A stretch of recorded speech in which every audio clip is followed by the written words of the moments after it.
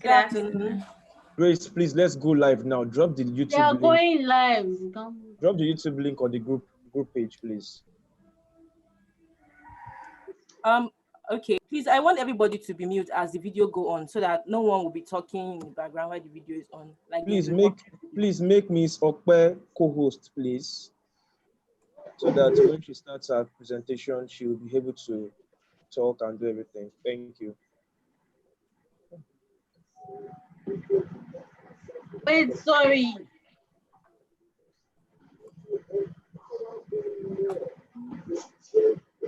Elisha will be doing that once it's time for her to speak.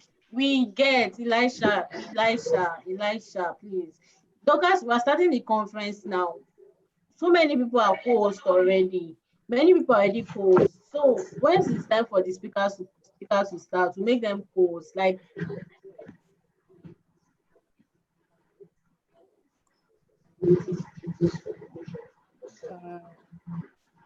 all right, so it's only Grace that has the ability to make someone else co-host. I can't do that.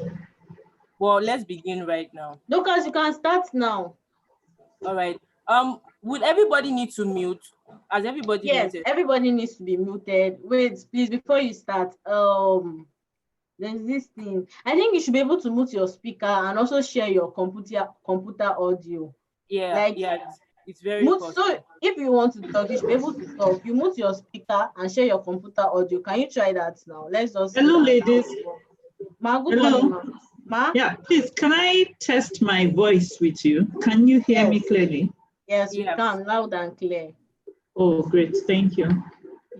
All right, now. Dorcas, okay, can you try? I'll be on standby till it's time for me to speak. Yes, that is very nice. Thank you for joining in early and for your support, Ma. Dorcas, can you play the video now? Like, let's see if we'll be able to hear something with your mic being muted.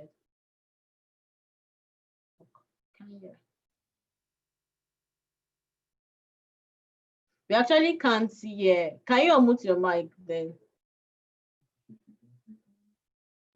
Dorcas. Right now, more and more decisions are made based on data. The amount of data that we gather.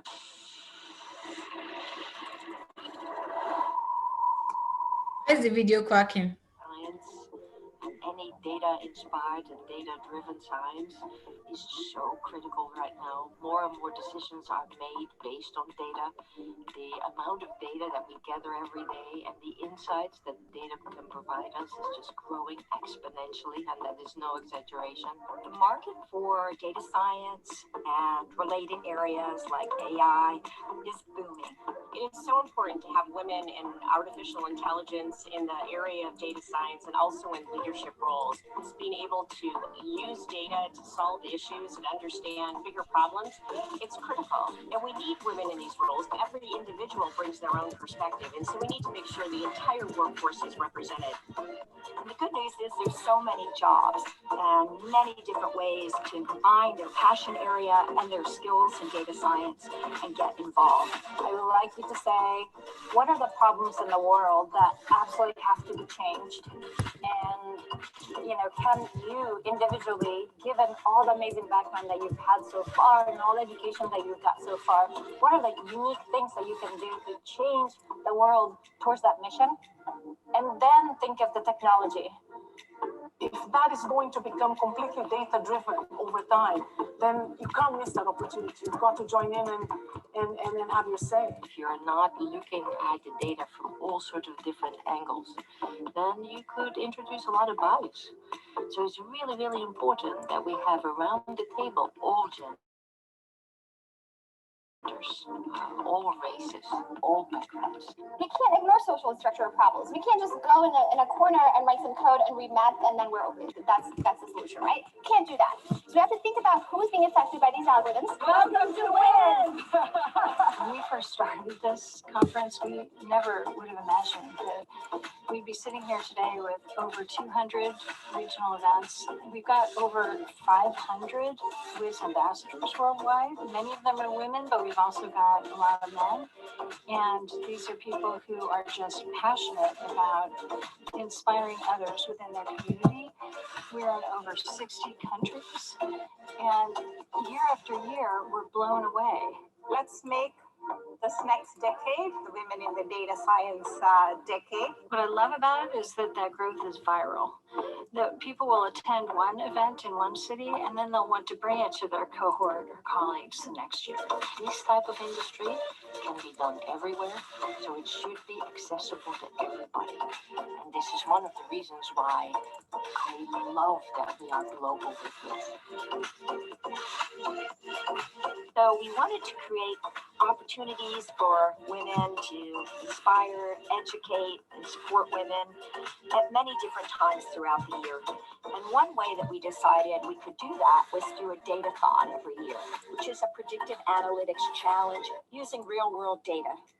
We have over 900 teams from 85 countries, and that's in every continent except Antarctica. When we started WIDS in 2015, we had no idea this was going to be a global movement with tons of international events and a datathon and a podcast show and now outreach to middle school and high school. It's just been such a ride. Our latest endeavor is to work on some materials that we can hand off to teachers in schools around the world. This has provided a platform for literally hundreds of women, if not thousands of women, to have an opportunity to be heard. But the truth is, these are really simple experiments. But they have profound impact because they empower someone else to be able to do their job better or to be able to take that message. 5 years ago, when we were sitting around a coffee table thinking about what WIDS could be, I never in my wildest dreams thought it would grow so far and so wide around the world in just 5 years. But what I'm most excited about is the next 5 years, because I think this is really just the start.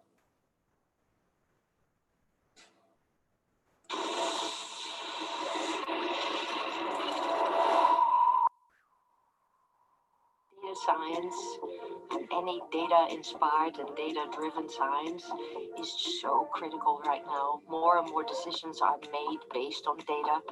The amount of data that we gather every day and the insights that the data can provide us is just growing exponentially, and that is no exaggeration. The market for data science and related areas like AI is booming. It is so important to have women in artificial intelligence in the area of data science and also in leadership roles. It's being able to use data to solve issues and understand bigger problems. It's critical. And we need women in these roles. Every individual brings their own perspective. And so we need to make sure the entire workforce is represented. And the good news is there's so many jobs and many different ways to combine their passion area and their skills in data science and get involved. I would like you to say, what are the problems in the world that absolutely have to be changed? And, can you individually, given all the amazing background that you've had so far and all the education that you've got so far, what are the unique things that you can do to change the world towards that mission? And then think of the technology. If that is going to become completely data-driven over time, then you can't miss that opportunity. You've got to join in and have your say. If you're not looking at the data from all sorts of different angles, then you could introduce a lot of bias. So it's really, really important that we have around the table all genders, all races, all backgrounds. You can't ignore social and structural problems. We can't just go in a corner and write some code and read math and then we're okay. That's the solution, right? Can't do that. So we have to think about who is being affected by these algorithms. Welcome to WIDS! When we first started this conference, we never would have imagined that we'd be sitting here today with over 200 regional events. We've got over 500 WIDS ambassadors worldwide. Many of them are women, but we've also got a lot of men. And these are people who are just passionate about inspiring others within their community. We're in over 60 countries, and year after year, we're blown away. Let's make this next decade, the Women in the Data Science decade. What I love about it is that growth is viral. That people will attend one event in one city and then they'll want to bring it to their cohort or colleagues the next year. This type of industry can be done everywhere, so it should be accessible to everybody. And this is one of the reasons why I love that we are global with this. So we wanted to create opportunities for women to inspire, educate, and support women at many different times throughout the year. And one way that we decided we could do that was through a datathon every year, which is a predictive analytics challenge using real world data. We have over 900 teams from 85 countries, and that's in every continent except Antarctica. When we started WIDS in 2015, we had no idea this was going to be a global movement with tons of international events and a datathon and a podcast show and now outreach to middle school and high school. It's just been such a ride. Our latest endeavor is to work on some materials that we can hand off to teachers in schools around the world. This has provided a platform for literally hundreds of women, if not thousands of women, to have an opportunity to be heard. But the truth is, these are really simple experiments. But they have profound impact because they empower someone else to be able to do their job better or to be able to take that message. 5 years ago, when we were sitting around a coffee table thinking about what WIDS could be, I never in my wildest dreams thought it would grow so far and so wide around the world in just 5 years. What I'm most excited about is the next 5 years, because I think this is really just the start.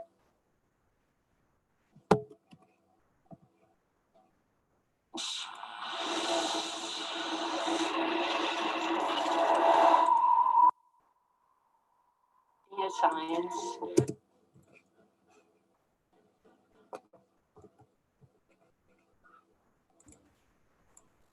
Hi guys, how are you all? Welcome to Women in Data Science Conference. I'm so happy that you are with us here. I'm so happy that you guys are here. Welcome. I'm pretty sure that this is going to be so much valuable and then you're going to learn a lot. And definitely this is going to add to your life and hopefully you get into data science also. Data is actually very, very cool, okay? So before we get into the event of today, I'd like you guys to go on your social media on Twitter and on Instagram. You can follow us at WIDS Ife. Yeah, WIDS. You can tweet at us at WIDS Ife. Let us train. Tell us that we are live right now, that this is really happening in Ife, everything, and you can join in all. So guys, I'm really happy that you're here. So what you can do for me right now is that you can tell me where you're tuning in from. So tell me your name, where you're tuning in from, and also why you're interested in data, what you want to learn about, anything. So I'm waiting for you guys. Your name, where are you tuning in from, and then data also. Why data? What are you curious about? So you can go to the comment section and just drop it down there and I'll be checking every single thing, okay? Okay. Yeah.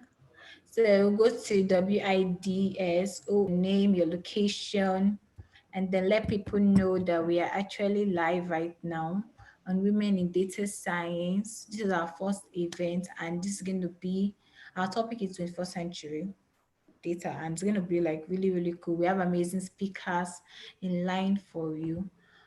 We have Grace tuning in all the way from Lagos. Thank you, Grace. Yusuf from Lagos also. Hi, Yusuf. Nice to meet you.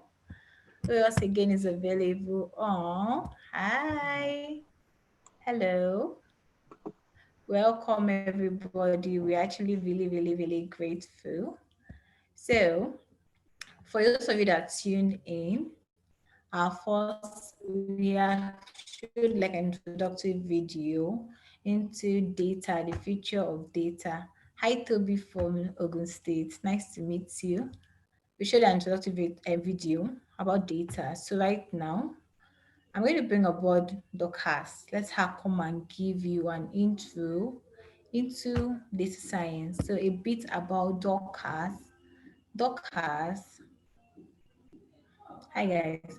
So Dorcas is an economist with a background in econometrics. She loves data science and she's currently the team head for Women in Data Science, the Ife community, a community of ladies who are willing to learn and make an impact on the world with data science. She's also interested in finance, journalism, and she enjoys teamwork and pushes to make the and bring out the best in our team. So, ladies and gentlemen, that is Dorcas.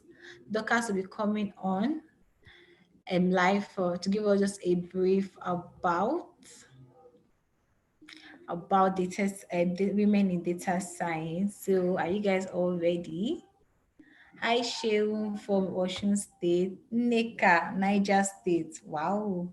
Ibukun from Ogun State, Bumi from Osun State.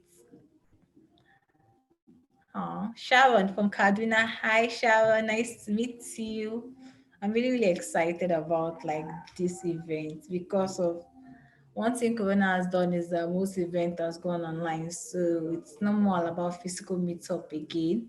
It's mostly about like you can tune in everywhere. And most events are like free. No one has paid events that much again, but then I'm really grateful. So you guys, please take advantage of every single event, whatever you have interest in, take advantage about it.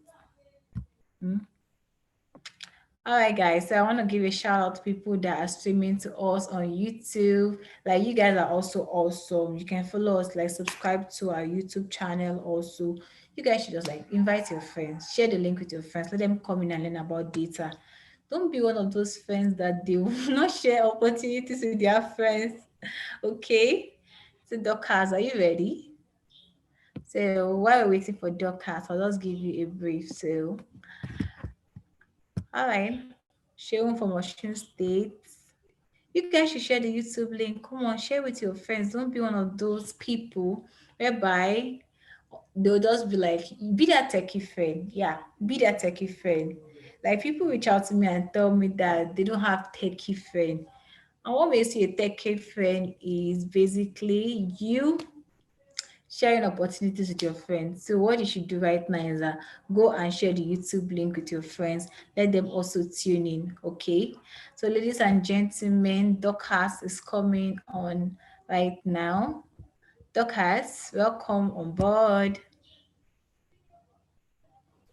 Hi, Blessing. Thank you so much Hi, for Dorcas. um. I hope everyone can hear me. Hello. Hello, we can hear you. All right. Thank you so much, and I'll be talking about women in data science. I'll be talking about the community, and then as I go on with this, you can tweet about this event on Twitter, as Blessing has said, and you can actually tag, you can tweet with the hashtag WIDS Ife 2020. All right, so let's get right into it. This conference, we this is Women in Data Science Ife, right? We are a local community. We're a community of women that are we are focused on building women that are enthusiastic about data science. We educate and encourage people, and we also provide opportunities for women in data science. So we are a community of women in Ife, and our main goal is to drive women into becoming data scientists. Then let's move on.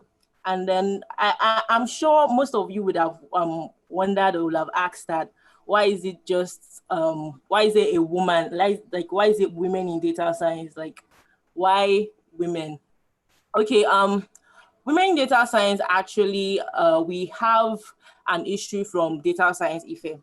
Data Science Ife is a community of data scientists, but at a point in time, we we came to notice that it was mostly men that was showing interest and that was being committed to data science. So we kind of like, we wanted to have more women involved because this is something that is really, it's really have a lot of potential in the future. It's really great. So we're like, okay, let's get more women interested in data science. And that was how women in data science came in. Another reason again why this community is really, really unique and it's about women is because we can actually talk about women specific problems. I don't know if it's peculiar to everyone, but in some places there are myths about there are like ideas or there are thoughts that people carry about men dominating technology or men dominating anything tech, and then women are few and they are not actually meant to like contribute, or they're not meant to take that career path. So these are the things we talk about. These are the things we try to trash. These are the things we try to talk about because the community is more specific to women, and therefore we can actually treat women specific issues. Okay, and moving on, women in data.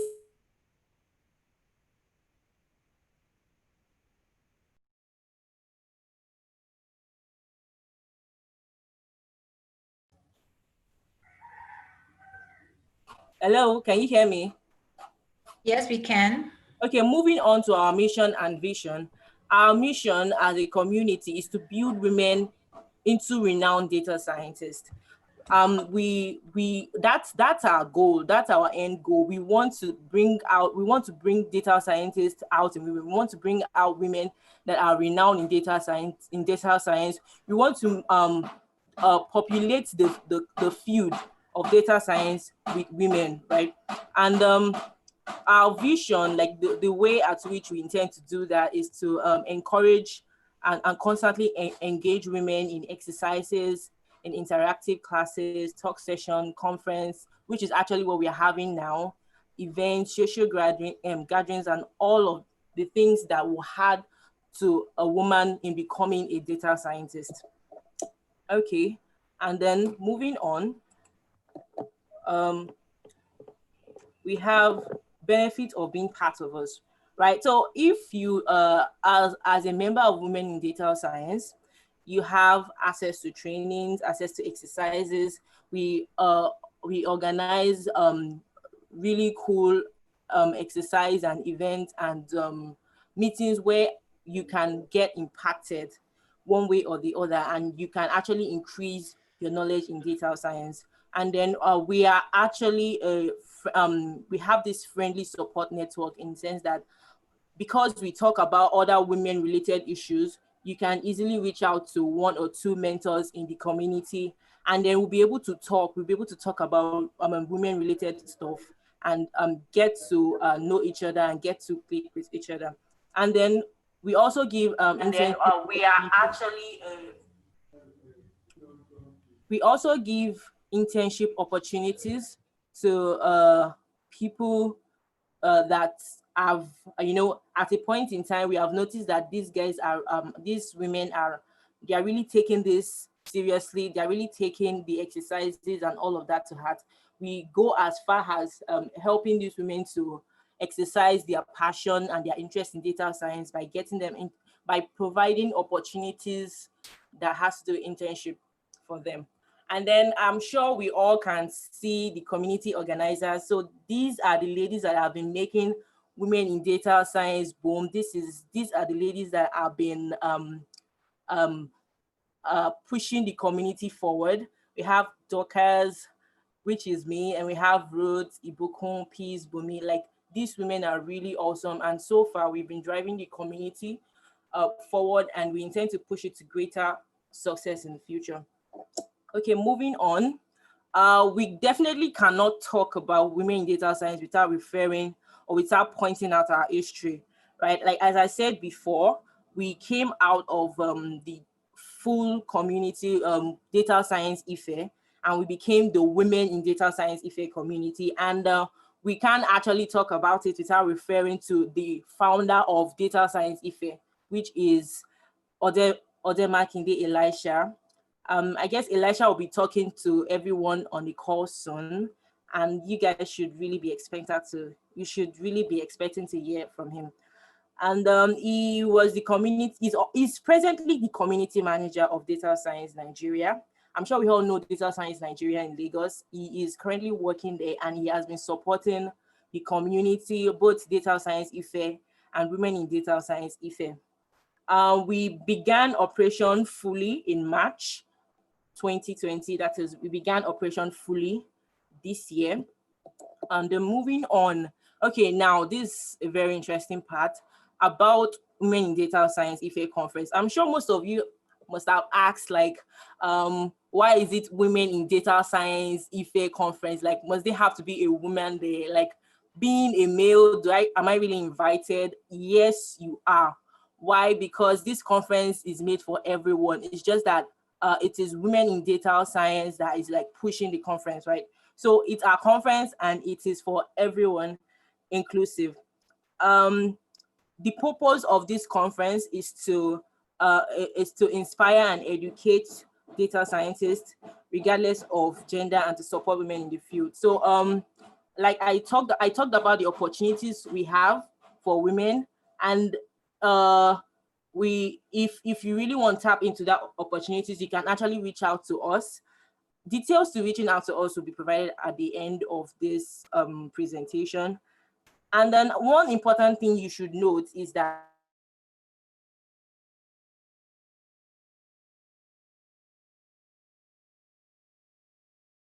Science Conference. That is, we are a regional of the Global Women in Data Science, right? So if you are watching this, it means that you are partially partaking in Women in Data Science global event, but in your own locality, right? In your own space, in your own state in Nigeria, right? So it is for everyone, and it's also a global conference at a regional level, right? And then moving on, why are we having this conference? Because we want to reinstate the importance of data science. Really want to tell you guys how really important this is, because for us to keep pushing the community, to keep encouraging women, to keep providing internship to people, we have actually seen a lot of potential. We've actually seen a lot of goodies in this career, and we want to push it out to people, right? So the importance of this data science will definitely be reviewed in this conference. So please sit back till the end of this conference. And another reason why we're having this conference is to expose you to the things you need to know about the industry. Of course, if you have an interest, which you probably do for joining this conference, if you have an interest or you want to know about what data science is, you definitely want to know the things you need to do before you can take a step and say, okay, I want to become a data scientist. What are the things I need to do for me to be recognized? If, let's say, if I want to go into the industry, or if I want to work as a data scientist, what are the things I need to do? And another thing again is to build an interest of data science in you. We really want you to be interested in this course. And that's actually the reason why we're having this conference. Okay, so as I said before, the contact to reach us is available here. You can reach us on Twitter at WIDS that's actually because you are based in Ife, and we are actually based in OAU too. You can also reach out to us in Instagram, WIDS Ife, and you can reach out to us by email, women in data science ife@gmail.com. Please, if you are gaining something from this conference, or it's really inspiring you, please don't forget to tweet. Don't forget to tweet at Women in Data Science. Don't forget to tweet about the conference. And please, when you're tweeting, you can tweet with the hashtag WIDS Ife 2020. All right. Thanks for joining in. Please sit back and enjoy the rest of the conference. Please stay to the end. We really have a lot of stock for you. Thank you for hearing me. Thanks for the session. And I hope you really have a good time ahead. Thank you so much. Thank you, Dorcas. Thank you. Hi guys, so hope you enjoyed Dorcas session. It's just basically an intro. But before we move on right now, there's a special guest in the house that I want to introduce you all to. Dorcas actually gave it away, and he's the actually is the founder of Data Science Ife itself, and now he's the community manager at Data Science Nigeria, and that's like the whole Nigeria itself. So I'm actually going to read his bio first. His name is Elisha Odemakinde, and he's the community manager at Data Science Nigeria, and is the founder of the WIDS Ife, PyLadies Ife, Python Ife, and Data Science Ife. And now he's also a researcher with proven works in computer vision and language modeling. Ladies and gentlemen, meet Elisha as he talks to us for a few minutes. Hi, Elisha. Welcome. Hi, everyone. Um, Good afternoon, everyone. I'm so excited to be here. I want to believe everybody can hear me, right? Can you all hear me? Can somebody just signify in the chat section telling me you can hear me? Yes, we can hear you, Elisha. All right, awesome, awesome. I'm so excited to be here with you all, and I'm so glad that we have various people joining us from various places. Um, I can see that we have over 30 participants here on WhatsApp, on Zoom, and then we have about 10. Yeah, we have about 10 via YouTube. I'm so excited to, to be here. So just a quick one. I'm not going to take a lot of time. I just want to encourage everyone that data science, women data science affair was actually created for the sole purpose of building female data scientists in Ife. And this passion has, this passion has been there. In fact, we hope to have this conference in February, but February, March, but because of some situations and some delays, COVID-19, this, that, blah, blah, blah. For those of you that, are aware about the WIDS conference since then, it's better that we had to shift it, we had to cancel. And then we had to say, okay, now that COVID-19 seems as if it's not going to end, so let us just have this conference virtually, and that's the reason why we are having it today. And if you notice, it's still the same set of speakers that we had, that we wanted to have as at that time when we planned it. It's still the same set of speakers. They are very enthusiastic and so happy to be with us to share their story, share their journey. And that's why we had to bring to you guys world-class people. We didn't just go and look for people here and then bring them down to you guys in order to motivate you or to talk to you about data science. But we had to, look for people that are actually up to the task, that are actually doing wholesome stuff that can really motivate you. And they are all female data scientists. They are wholesome. And by the time they begin to share their stories with you, their experience with you guys are really going to be wow. And I just want you guys to just sit back and then just pay attention to everything. When the time comes for questioning, please question. Use the hashtag WIDS. We want you to trend. We want to trend on Twitter. We want you guys to talk about us. And please, we encourage you guys to do. Please, that's the best you can do for us right now. That's the best you can do for us. And if you're not following us on social media, please do so. I want to thank the team members that have been working relentlessly hard in order to make this achievable. Thank you guys. Well done, well done, well done.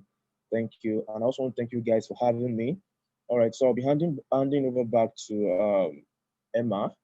Thank you guys and stay blessed. Bye. Hi, guys. Thank you, Elisha, for that. Really, really are grateful for this opportunity to learn. And we want to thank Women in Data Science for giving most of us the opportunities. I believe that now we all know that we are in the tech world and we are like in a digital era, but then no one is really, really there to say that, okay, this is what you meant to do So through events like this, through communities like Data Science Nigeria, like Data Science Ife itself, it has given us an opportunity to get involved and actually learn what it is all about. So we want to say thank you. So guys, if you're not following us on social media, I don't know what you're waiting for. Like, there's going to be a lot more. And whether this interests you or not, I believe that we should at least know a bit about every single thing. So don't leave, just stay. And if you have questions, just start dropping them. What is data science? That's a question. Like, I don't know. Tell me. You can bring up a question. No question is dumb at all. Whatever you're curious about, this is the opportunity for you to learn. So don't take it for granted. Don't feel shy at all, okay? All right, guys. So moving on right now, I'm gonna move on to our first speaker, and she's really, really awesome. Like, she is awesome. I'm really telling you guys. So I'm gonna just give it a bio right now. Her name is Mrs. Okpeoluwa Iwashokun, and she's a graduate of BSc Computer Science and Master's Information Technology from Obafemi Awolowo University. So shout out to all you people out there. She's a software engineer and she's a system data analyst by profession in the financial sector and oil and gas. Money. Currently, she's the manager, data analytics team at Octave Analytics in Lagos. That's really cool. She leverages her various experience as a software developer, IT specialist, IT pre-sale engineer, and lately as a senior support engineer to achieve results in the tech space. Ladies and gentlemen, meet this amazing, wonderful woman. Like, whoever says that women cannot do great things. See women, they're changing the world. Oh. So Miss Okpeyemi, we are really, really happy to have you here. Please come and share wisdom with us. We want to learn. Thank you. Wow, thank you, Grace. Thank you so much for that intro. You really made me elated. Like, It's a pleasure being here. Shout out to everyone. Great Ife. Great Ife. Great Bobo. Great Bas. You know, we can't but say those things, you know. Yeah. Okay, can you all hear me clearly? Can you all see me? Yes. I'll be sharing my screen shortly. When does my 30 minutes start counting? Let me know. Does it start counting now? Please take your time, Ma. We are waiting for you. Okay, cool. So it's really an interesting topic that you have presented to me. Even though the topic is so wide, I was just like, what can I put together within 30 minutes? But well, I was able to put together this outline. Okay, let me make this bigger. Okay, so we'll be talking on the theme, data science, the tool for the 21st century in this outline here. So we'll be looking at what really is data science and the various technological advancements that has led us to where we are. We are in 21st century, but yeah, 21st century didn't just jump on us. You know, man kept on advancing until we got to this stage. And what's the buzz around data science? Why is everybody so crazy about data science? And how do we, you know, position ourselves to get the advantage? So that's going to be, you know, what I'll be talking about this morning and this afternoon. But before I start, I just want to appreciate all of you out there that are listening to me. It's a pleasure speaking to an academic audience, and I want you to please feel free to ask your questions when it's time to ask questions. I'm here. I'm really, really excited to talk about a topic like this, and I am really open to answer your questions. And really, I have other speakers that would be telling you more detail about what we are here for. But my mission here is just to ignite you all, to make you really aware of what data science is all about and get you excited. And I just nicknamed it or coded it as, I want you to get datafied. I want you to become AI amazing in your thoughts, in the way you approach, the whole thing around data science. Have a clear focus and see the datafication around things and enjoy it, live it. And that's just the buzz. That's the main buzz. And it's something that you drive on with a passion. So please, let's go on this roller coaster journey together. Let's feel the topic. Let's enjoy the topic. Oh, and that's just it. Let's start. Thank you. So I'm going to be talking first on what really is data science. There's so many meanings, so many interpretations, but I always like to keep it simple. And data science is a combination of two words, data and science. And it's, science in the real sense of it has to do with the study of something, or the study, the observation of something. But what is it that we are looking out for in data? The key essence of data science is extracting knowledge. You have data. Data is everywhere. Data is all around you. But what are you doing with that data? And that's what brought about the term data science. Before data science, some researchers have come up with things like datalogy and stuff like that. But the word data science just eats it. I remember back then in school, I also used to like courses that had to do with data and the rest of that. And I started checking out what really is data. In fact, my final year project was around data mining, and I learned a lot around data, knowledge discovery process and stuff like that. But, later on, these things became clear that, oh yeah, data science. And the simple meaning of data science is simply extracting knowledge and insights from data. You see, I underlined the word extracting. So before you extract something, there's a process. It's just like the same way they say data is in new oil. You can't find oil on the surface of the ground. So you can't find insight on the surface of data by mere looking at data. You need to, in my office, we call it deep dive. You deep dive into data and you extract more data. We have a slang we say in my office. We say the more you beat the data, the more it will confess to you. But that's that. So data science also is an interdisciplinary field. It is not just for computer science students alone. I'm sure you're all aware of that.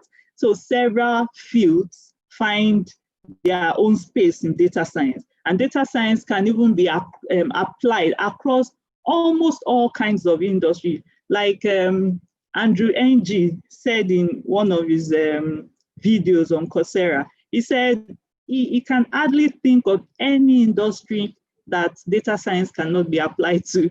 And at a conference, he once mentioned that, oh, maybe data science cannot be applied to an industry like hairdressing. And someone said, no, data science can even be applied to, mimicking or doing some computer vision around the way your hair looks and stuff like that. So it's almost like as if data science is just in everything and everywhere. But let's take a roller coaster, drive into understanding, the whole essence of data science and seeing how we can, get the advantage and not just the buzzword. I'm always, careful of that. People just get carried away by the buzzword, oh, data science.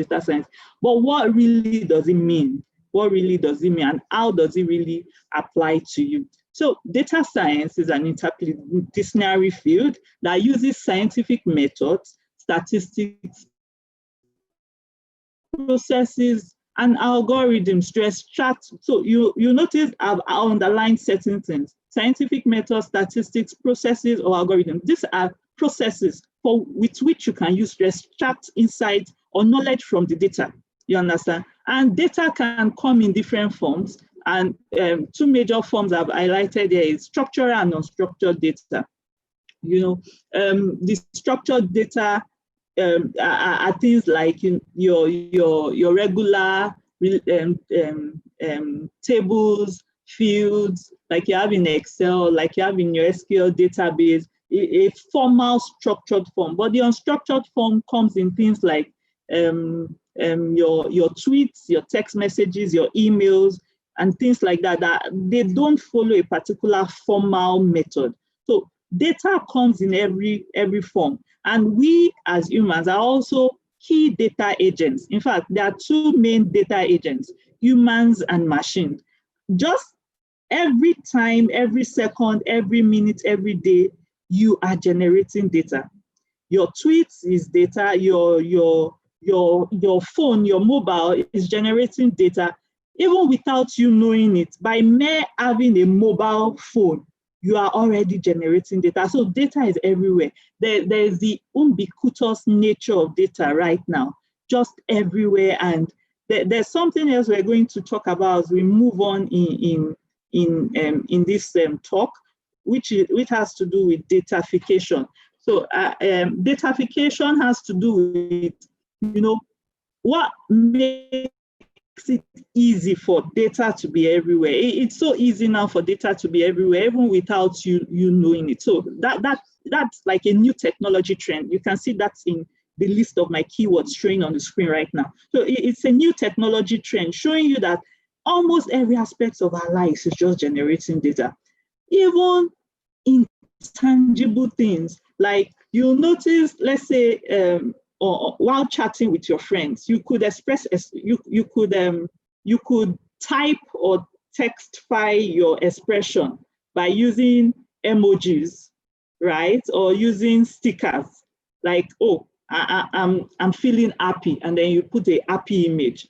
That way, you're generating data. So I can sit, you can be in Lagos, I can be in US, and I can begin to imagine, or I can datafy what you are currently expressing or feeling like. You understand? So datafication makes it very easy for data to be prolific, to be everywhere. Then another keyword that we'll be looking at here is big data. Big data as also the essence of big data in our world today has made data science very, very significant. Before now, data could be, maybe back then, it could be in diskettes, it could be in small chunks and stuff like that, or in cards. But right now, data is generated like every second, every minute. People are conscious of their data. Even enterprises are archiving their data. You don't destroy data. In fact, there are regulations around how data can or should be destroyed. So data just keeps on, increasing and increasing and increasing. And that's what brought us to what we find ourselves in right now. People talk about big data. Big data is just humongous data, something really big, something very significant. So, and the trend of technology is really making big data bigger than we can ever think. Now that we are having microchips, sensors, microchips are coming in smaller form and taking in more data, taking in more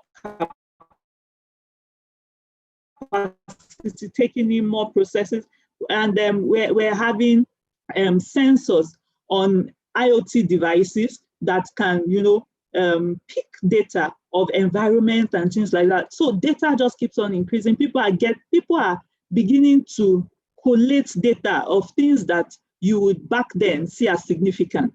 There are people on the field collecting data on rainfall, on temperature, on population. I don't think people are talking about sensors as in physical sensors anymore. And really, I doubt if physical sensors is going to happen anymore. People are collecting population data using sensors, using micro devices that would sense that, oh, there are maybe a particular number of humans in a particular area. And that way, population data is gotten. Data of all kinds is just being collated everywhere and every time and every point at every point in time. So big data is really big and very, very humongous. Now you see that we now have data measurements in various degrees. We are talking about not just megabyte and gigabyte anymore. Now we're talking about terabytes, petabytes, exabytes, and these are like, degrees to 10 raised to power 24 of what data is. So you can just imagine how very big this big data is. But big data, in the true sense of it, that data scientists work with, is relative. You could be working with 7 million data and you're like, wow, this data is big. And someone will tell you that, oh, what 7 million records of data? That's small. I'm busy working on 1 billion records of data. Like I've experienced some data that have made me like, wow. Imagine, the rates at which people generate transactions. Then omnichannels has made it easy also for people to keep generating data. Imagine back then, if you need to do a bank transaction, all you have is to go to a bank office. But right now, you can generate transaction on the go, on your mobile, on the internet, on USSD. So if you look at just banking, if you look at the bank transaction, if you look at the back end in the banking DB or something like that, you will notice that transactions is coming in like almost every second or every minute. So imagine the kind of humongous data that this would amount to, and this is accumulating in years and in months, in days, in years, and stuff like that. So that's that about big data. Then machine learning. A lot of people talk about machine learning, data science, and sometimes they're like, oh, what's the difference in all of this? Don't get it confused. Machine learning in itself is a field that gives computers the ability to learn and mimic what humans would do ordinarily. So it's just a way of making computers, to learn what humans would do. And in machine learning, there's always like a goal or an output. So like the words of Andre Ng says, it's a machine that machine learning will usually produce a software that will give an output of B giving A. Now, that leads me to talking about artificial intelligence. Artificial intelligence, in the simple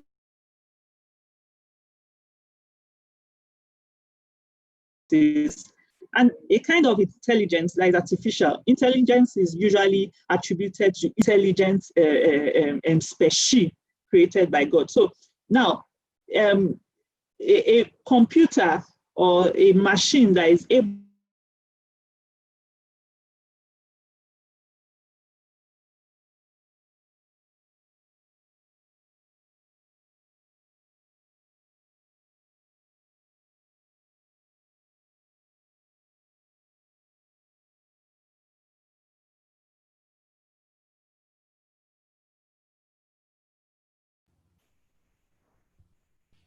Hello, Mr. Okpe. Hey guys, so I think it's a network, so let's just give her a little while. Hello, Mr. Okpe.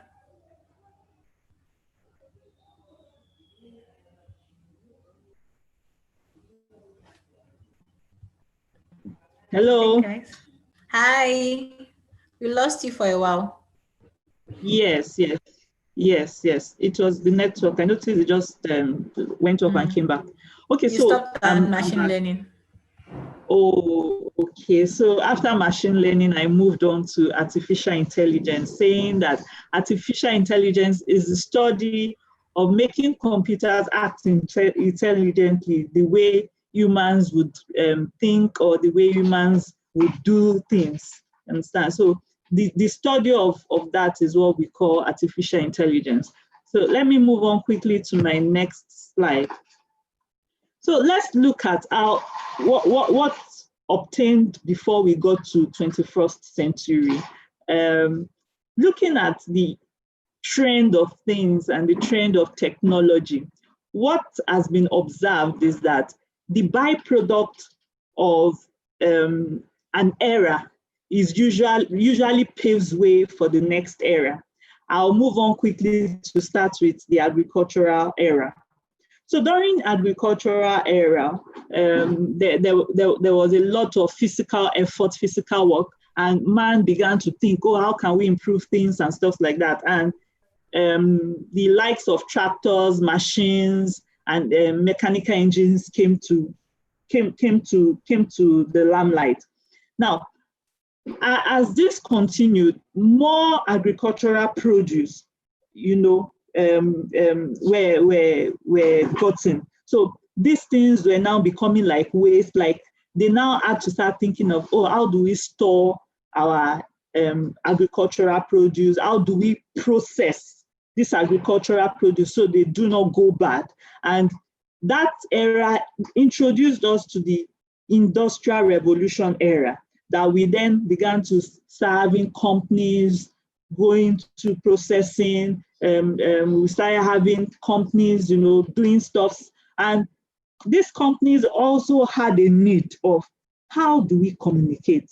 How do we, start automating our machines to do things for us and reduce the number of employers or make our employers do work more effectively. So gradually that brought us to the information age. So if you notice, there was always a problem leading to a solution. Now in the information age, people were focused on, computing, communication, then that brought up internet. Let computers talk to one another, let there be network, let there be a World Wide Web. Back then in my OND days, I did a topic around email communication, and it was like, wow. But now, for children in this age, they're like, what's email? Email, they don't even understand anything like post office. Nothing like that exists anymore. But, that's just like the way technology is improving things and the way we are catching up with things. Now,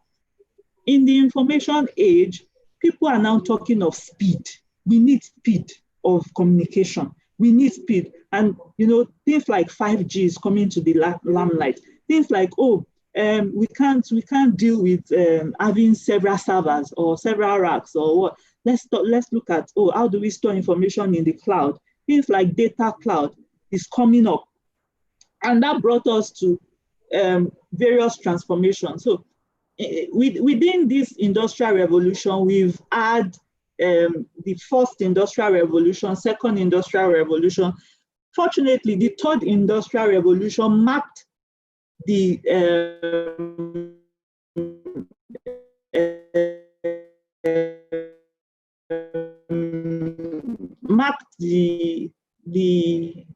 peak. Now we are in the 21st century of the fourth industrial revolution. Can you all hear me? Hello? Yes, ma, we can hear you, ma.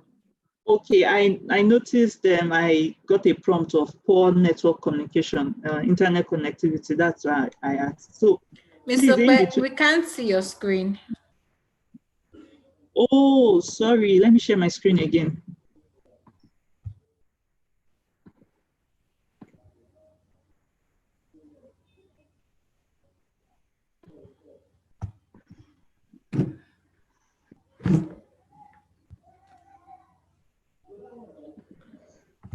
So guys, while we are waiting for Ms. Okpe to share her screen, you guys should go and tweet at WIDS OAU with what you are learning so far. Our session has been really, really informative. Like, I'm actually learning the different aspects in data, like in data science, and it's not just one small part again. So go and tweet at WIDS OAU and also tag Mrs. Okpe as Opsy Girl. Check, if you're on Zoom, you can check in the chat section, it is there. Go and tag and drop what you have learned so far. and you can stand the chance to win one of our prizes, our amazing prize, which is for you. And also, if you are joining us from YouTube, thank you very much. Thank you very much for joining in. I can see a lot of you guys are here. Don't forget that it's those people that the highest likes and the retweets are the one who get a prize. So all you have to do is just go and tag what you want to learn, what you have learned so far, and then you can tag Mrs. Okpe, also Opsy Girl. Thank you all. Mrs. Okpe, you can continue. Okay, thank you. Thank you all. Okay, so I was talking about technological trend and how we got to the fourth industrial era, which also marks the 21st century era that we find ourselves in. So, like I mentioned earlier, the byproduct of each age has paved the way for the next industrial era. So, right now, what people are looking at is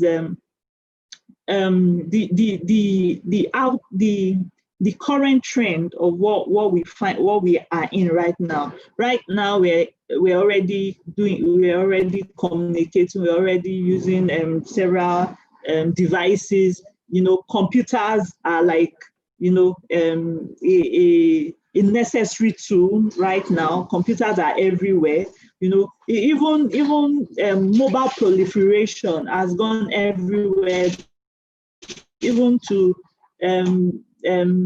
almost all developed, I mean, underdeveloped countries. You find things like mobile communication. So we're already communicating sort of, you know, easily. You can communicate with almost anybody in any part of the world. So right now, the era now is that all of these tools has generated, you know, humongous data. And that's like an output of the era we are in right now. So this is forming like the input for the next era. So I call the next era, or some literatures call the next era, the knowledge era. The knowledge era, in that people are now more conscious of the insights that come out of data that is coming from them or that is available everywhere. So the need for data science has become so relevant that it is as relevant as relevance. It is just so important that you now begin to understand and harness the power in the knowledge of data science. In fact, the knowledge of data science should now become something that should be part of us, even from our young age. We should begin to introduce it to the younger ones, to their curriculum, to educational curriculum. And that's why I like what Data Science Nigeria is doing. They are democratizing the knowledge of data science across education, across age, across roles, even in organizations. Everybody should understand the use of data, because that is just the era we find ourselves in. So it's just like, if you don't get along, you get left behind. So it's very, very important. So this is like a knowledge era. This is also, you know, the fourth industrial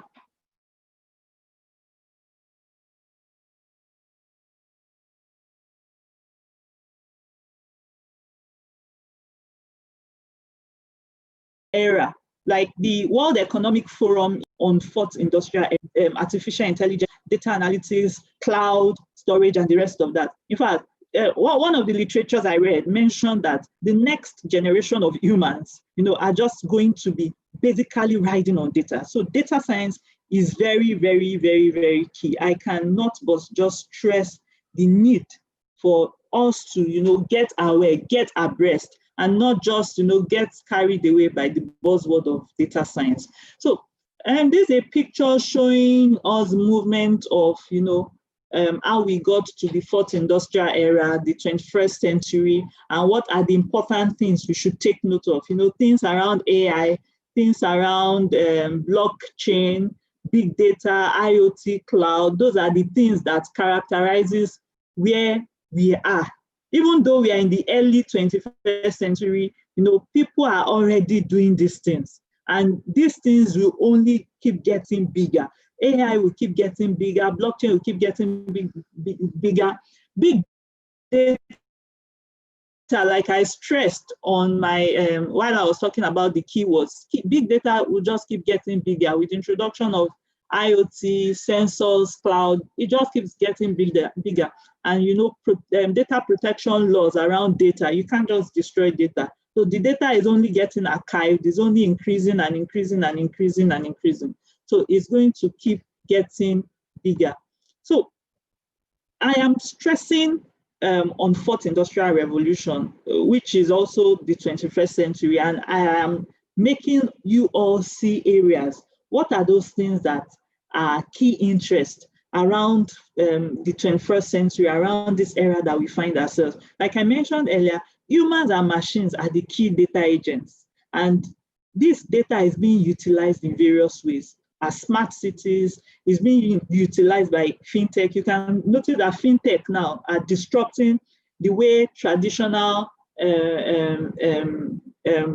businesses is being done. Fintech, got into limelight to disrupt banks. Why? By using data, and then by making the processing of data simpler and faster and easier. And that way they just disrupt, consumers from using, services on traditional systems to using fintech. Then things around blockchain, around smart vehicles, is no longer news that we have self-driving cars and things like that. Robots, things like what they call them, chatbots and stuff like that. So all of this, we keep getting bigger. They just keep getting bigger, and they are all centered around the massive production of data, which gave rise to big data, and also really calls for the need of data scientists. Then data is created on the go, everywhere and anywhere, by various gadgets that we are holding, by processes that we're involved in, like your banking transactions, like sensors, your location data on your phone and stuff like that. So data long exists before now, but what makes the difference now is the speed with which this data is being, is being churned out. Like we all know about the 5 Vs, or in some cases it's even extended to 7 Vs of data, talking about the velocity, talking about the veracity, talking about the value in data. These things make data very, very significant. So now let's look at why the significance, what really makes it very significant in 21st century. Now, like I showed to you in the previous slide on all the various areas that you should be looking out for in the 21st century, all of these are being driven by data. And data science is also the driving force, the ability of people to come on stage and represent data in a clear, unique way, to making it more sensible, more reliable, more simpler, is part of what causes the disruption that is needed in the digital age that we find ourselves. So disruption is done by data. In fact, data science is the key, is the key knowledge or the key brain behind digital transformation that we find ourselves. You can go on this article. I'm going to share my slide with you later on, and you can go on this article to check out more information about this. So I also decided to nickname data as the 21st century currency. It is no longer news that we hear that, oh, data is in new oil, data is in new oil. But beyond that, data also is generating money in various forms. Now, look at the new forms of business like Uber and Airbnb. These forms of business don't really have an office space or maybe capital as such like that, but all they've just done is to connect data of various limiting resource. So connect data of taxi cabs that have low network of customer patronage, and even private cars that are available or underutilized. You know, you have a private car, if the only thing you do with it before now is just to drive it to work and bring it back home. But now, hey guys, even private office, private workers on the weekends make their cars available, make themselves available for Uber work and get funds, you know, and that's just it. So all they've just done is to provide a platform for connecting data, and the connecting dots can only be easier or done by putting a data scientist. I mean, let me not use the word data scientist. Let me say data specialist, because I know sometimes when we say data scientist, we might be ignoring some other fields that are also in that same space. But we're still going to look at those various fields in the same space. But data specialists, people who understand how to make sense from data. It involves putting them, you know, into the picture to work on this data and bring them together and create a new kind of business venture. So data is really, really changing the game in our world today and making things like disrupted. It's causing the disruption. So again, industries are also becoming aware of the insights derived from data. So many industries, many companies, even many banks now, you hear them say, oh, we are setting up a digital transformation unit, or maybe a data analytics unit. They have all sorts of names that they call it, but go and check. You find data specialists, data scientists, data analysts, to find them there because they are needed. So there's no, you know, it is very, very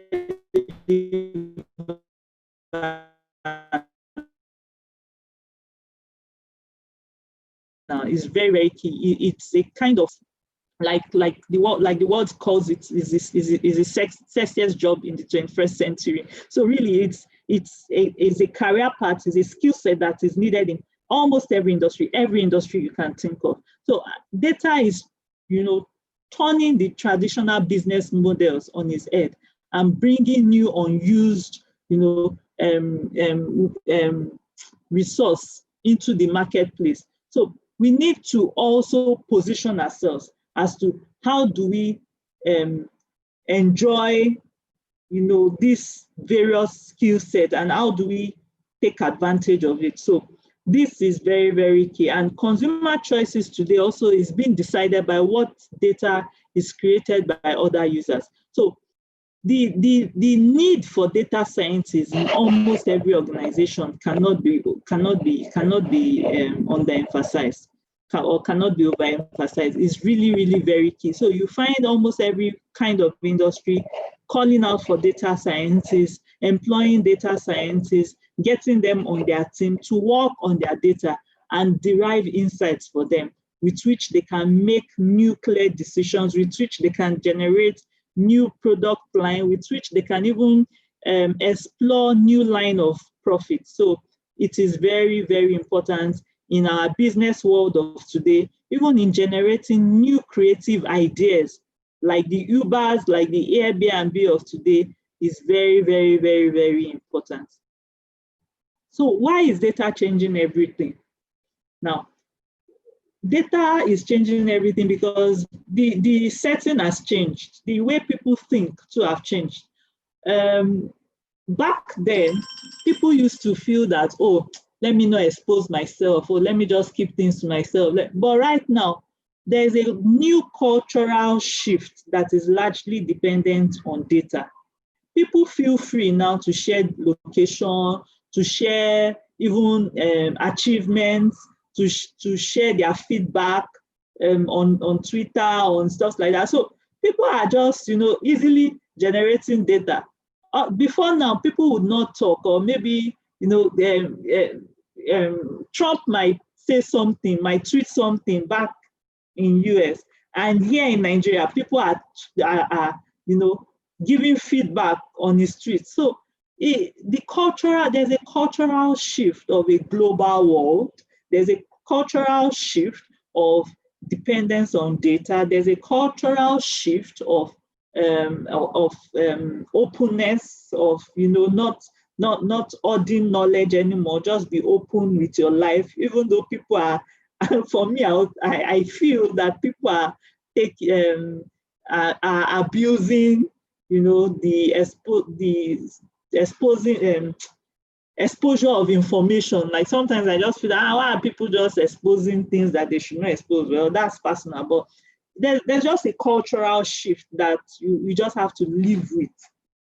Then also data is gathered at any point in time you find yourself on the internet, whether you like it or not. So we call this prying on users, even though there are data protection laws around these things, but you are also made to almost forcefully accept these laws on your data being pried on. For instance, let's say you're going to check on a particular web page.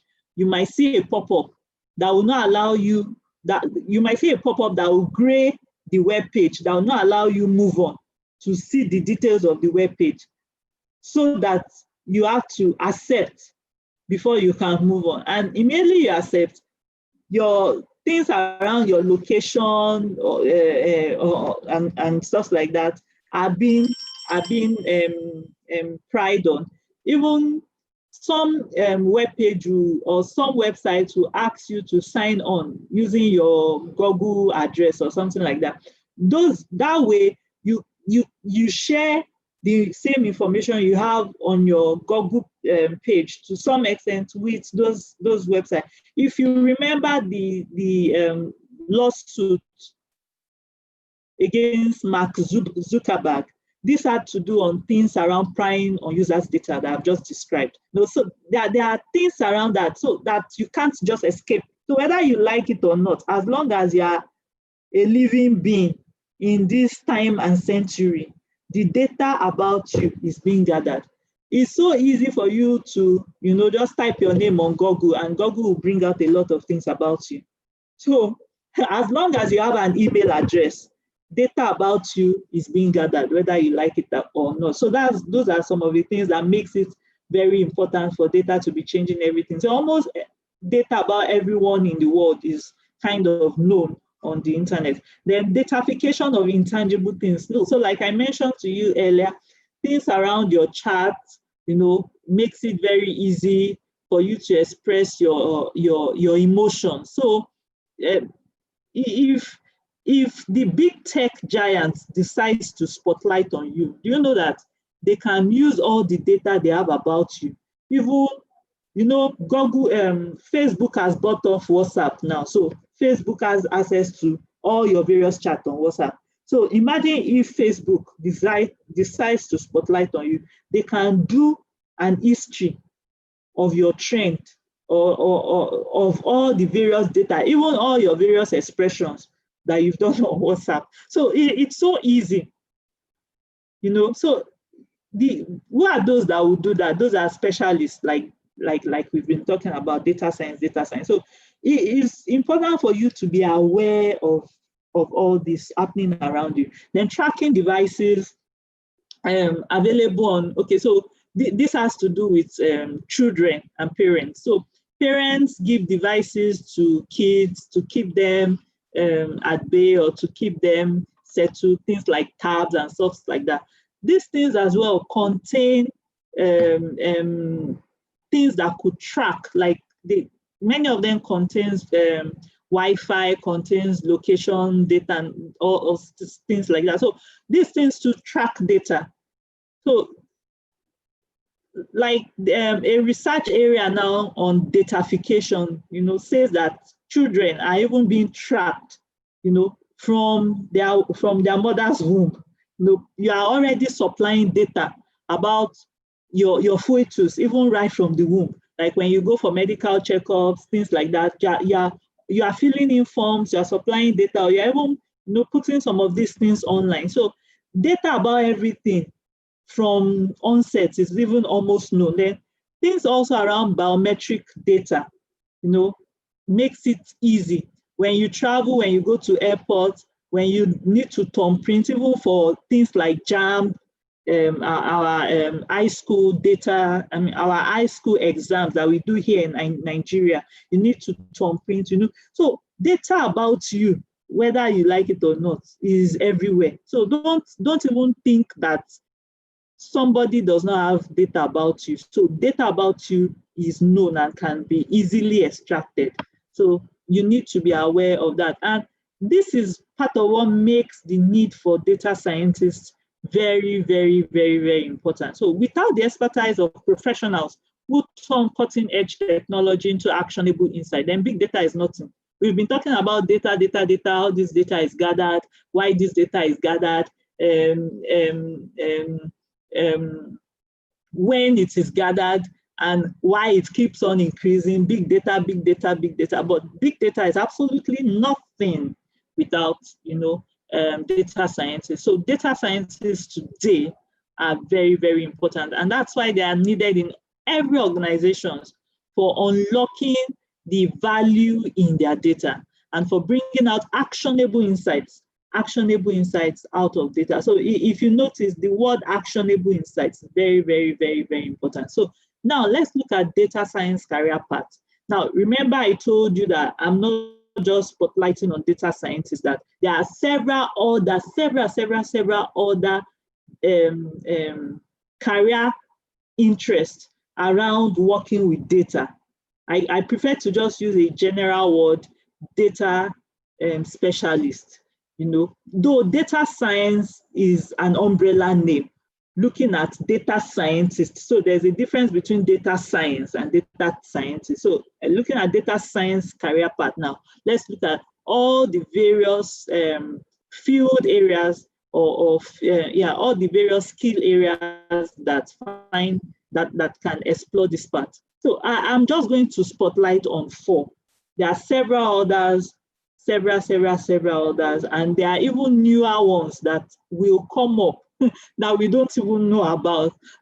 So as the world moves on, as things around virtual reality begins to come to place, things around audio visuals, things around cloud, even to another level begin to come in place, things around blockchain, we begin to have more and more fields, you know, in this career path. But let's just spotlight on the 4 commonest one, and we'll look at what are those skill sets that these people usually possess. So look at data engineer, data analyst, machine learning, data scientist. So many times people get, you know, confused that which one, what should I do, you know? And the data science is really, really wide because it cuts across industries. It also cuts across fields, it cuts across profession.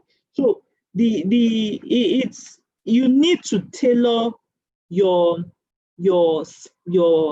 chosen profession towards your area of interest. So let's just look at this career pattern, what the kind of skills or passion or interest that they possess.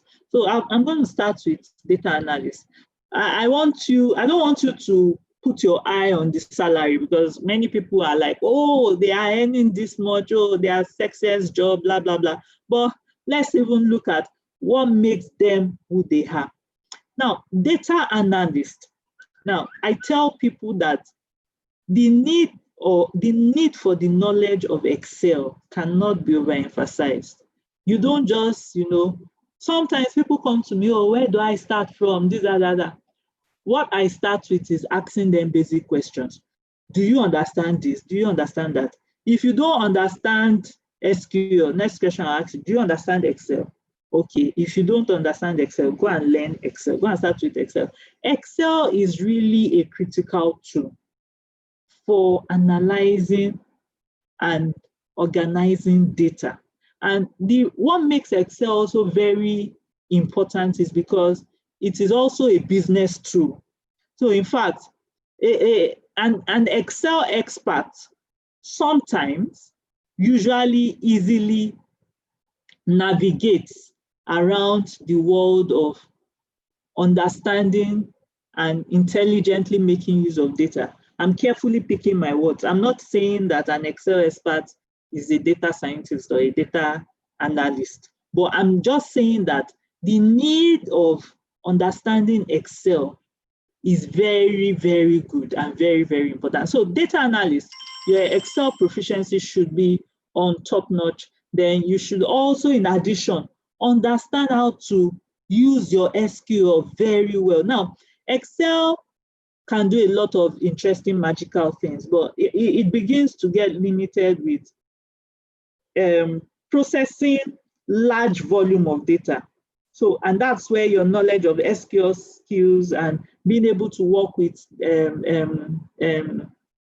data on large chunks of data comes to play. And SQL is like a general, acceptable way of working with structured data that you find in many enterprise organizations. So your knowledge of Excel, your knowledge of SQL is very, very important as a data analyst. Then in addition, you need to be able to work, understand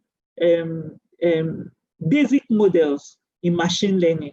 You need to also be able to do certain visualization or have an idea of how to do visualization, generate dashboard, so as to be able to communicate your insights to your business clients. Let me move on quickly because of time. I'm going to move on next to data scientist. Now, a data scientist is like a level. I would say a data scientist here is ahead of a data analyst in the sense that a data analyst would analyze a data, and would organize and generate basic insights from data. But a data scientist is going to take it to the next level by applying models to generate insights. So a data scientist is keen on generating insights from data. A data scientist is keen on generating on understanding the response of a variable. Given the dependencies of other variables. So that's like talking on models. So as a data scientist, in addition to the knowledge of all that a data analyst should know, as a data scientist, you should have knowledge on things around statistics, mathematics, modeling, and the way data relates. So you should not be far from understanding things around your variables, how mathematics interacts with the world of data and statistics, and being able to apply these things to your knowledge of data. So we say things around regression models, even decision tree models, and other platforms too that encourages things like that. And easily you can do all of this on things on R or on your Python programming skills. So as a data scientist, you must have this related key skill set. So I extracted this from an online course on Coursera. If you want to know more about it, you can go on Coursera and sign up for the free course on finding your data science career path. I'm sure it will do you a lot of good. Then the third one I want to spotlight on is a machine learning engineer. What does a machine learning engineer need to know? A machine learning engineer should be able to work with big data. A machine learning engineer should have skills with which he can work on tools that store data. So your first key tools that your data enterprise platforms like your MS SQL, your Oracle, your MySQL, and all those platforms that store data. If you're a machine learning engineer, you must be clear on how to use those tools. In fact, a machine learning engineer interacts with a lot of data tools. You must also be clear on how to work with your ETL tools that you can use for doing data wrangling, for extracting data, the various kind of APIs you should be able to use to extract, because as a machine learning engineer, your key job is to extract data, aggregate data, and make the data available for the data analyst or data scientist to work on. Then you must also be familiar with cloud computing. Why? Most of the data now is going on cloud. So you must not be far from the knowledge of AWS, Google Cloud, and stuff like that. You must be very, very big on understanding data tools. Understanding platforms that data reside on. Then, of course, if you understand the data if you understand the platform that this data resides on, you must also understand how to communicate with this data. So a machine learning engineer must also be very, very big on SQL.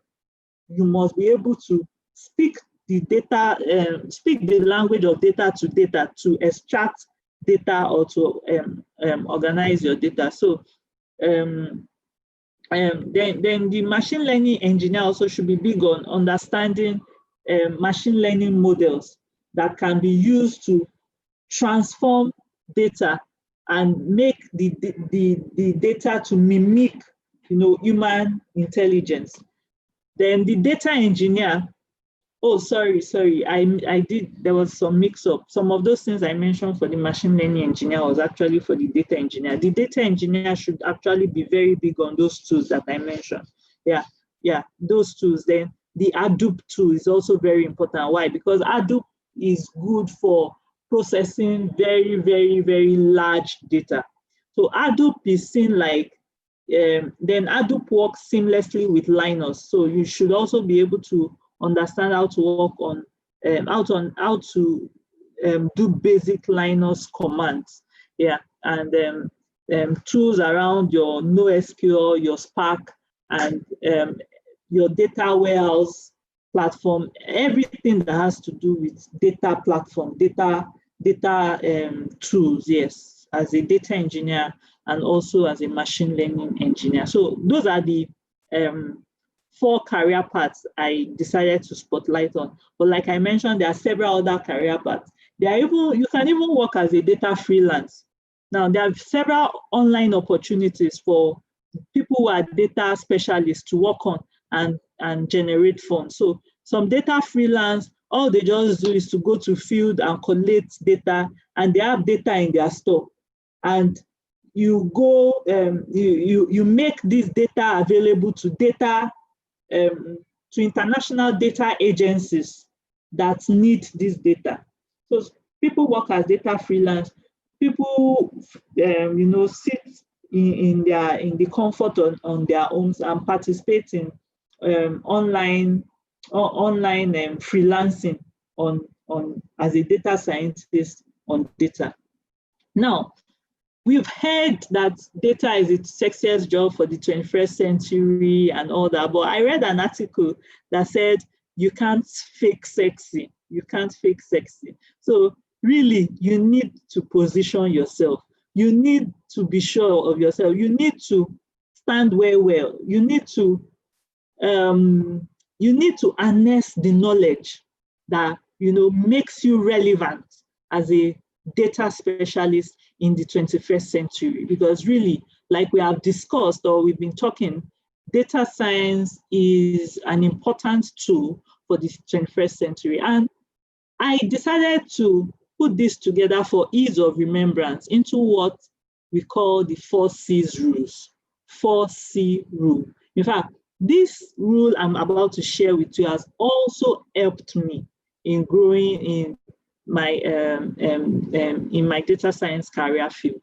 So the first and foremost I decided to put on the list is collaboration. Collaboration, the need for collaboration is very, very, very key.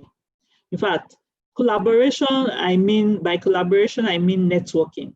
Like you are in Women in Data Science group right now, it's really very good. You can't sit back on your own and learn stuff. No, it's easier to learn stuff when you are together. Creativity is also easier when you are together. A lot of things become easier, especially for women. So women, ladies, I am encouraging you. Don't look at it that, oh, data science is for men, it's for guys, oh, I can't do much. You need to come out. You need to come out of your shell. Attend seminars, attend programs. Now you can even attend from your rooms, from your homes. Get knowledge, collaborate, network. My collaboration story cannot be complete without Data Science Nigeria. The first boot camp of Data Science Nigeria I attended was an eye-opener. For those who attended that boot camp, it was like fire being ignited in us, like, wow, data science, data science, data. So it is very, very important to collaborate. We just need to collaborate to learn. And in this digital age that we find ourselves, in this 21st century that we find ourselves, it is a key way for students. In fact, right from school now, students should learn to collaborate. Gone are those days that you want to do things on your own, or you are hoarding knowledge, you are hoarding textbooks, you go and hide stuff. It is old school now, it is old fashioned now. You should learn to collaborate. Then secondly, creativity and innovation. Now, I decided to put this as number 2 because when you collaborate, when you're in team talk, team meetings, team projects, new ideas begin to crop up. It might not be general because we don't all think the same way, and we don't all have the same experience, and we don't all find ourselves in the same environment. Now, as a Nigerian, there are problems that are peculiar to us because we find ourselves in this environment. So as you begin to collaborate with the global world, with the with the international world, you also begin to create, you begin to innovate, you begin to localize, and bring out new products, new innovation that are keen to your interest, that are keen to your people, that are keen to your environment. You understand? So this is a way that you can begin to see data, begin to become broadened in your way of thinking about data. You'll notice that I'm talking about positioning yourself as a data scientist, but these rules are general. But you can use these same rules, these same general rules, to position yourself as a data scientist. So you can begin to look at, oh, what are the new kind of data we should start collating? It might be something that will spark up something new. Okay, look, Professor Fei Li decided while she was doing her PhD research to start collating data on images, and people were like, "Is she going crazy?" But that was creativity. That was something she just decided to do on her own. And interestingly, that was what brought out a new revolution of the MNIST database that we all use now for AI and computer vision. So as a data scientist, you can start collaborating and creating new data sets, creating new products, creating new ideas that will change, or disrupt the world that we find ourselves in. Then critical thinking and problem solving. Of course, when an idea starts coming to you, you need to critically sit back, critically analyze, critically put together the learning ideas or do research. We are not very big on research in this part of the world, but it's something that is gaining momentum. We need to do critical thinking on research and problem solving to establish our ideas, our creation, our innovation. And then also you need to communicate. In fact, communication cuts across. As you're collaborating, you need to communicate by participating. Don't just sit back and others in the team are doing the work and you are just looking. No, you need to participate. You need to communicate. When you're coming up with an idea, you need to you need to find a way of getting feedback that, this thing I want to do. I create a small,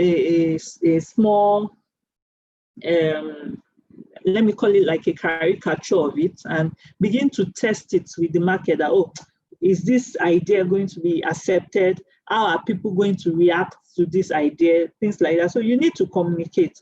Communication is very key. And even if you decide to work as a data scientist, your communication skill is really, really spot on. Whatever insights you are bringing up, you need to find a clear way of communicating those insights to your end users, to your clients. And that's part of what makes visualization skills also very important. You can communicate through pictures by creating charts, visualization, and all that. Then this communication may also have to deal with your ability to speak, your ability to communicate, your ability to talk to an audience. This is very, very important. And I extracted all of this from a book titled Preparing 21st Century Students for a Global Society. Yeah, so that ends my talk for today. I am so excited, and I hope I've been able to convince you all to all be datafied and AI amazing, because there's no other time for you to get into the world of data science but now. Thank you all for listening. Bye. Thank you very much, Mrs. Okwe. Like, You're to me, welcome. this has been one of the best intro to data science. Like, you really touched on all the career path, really touched on the different aspects that data science can actually affect.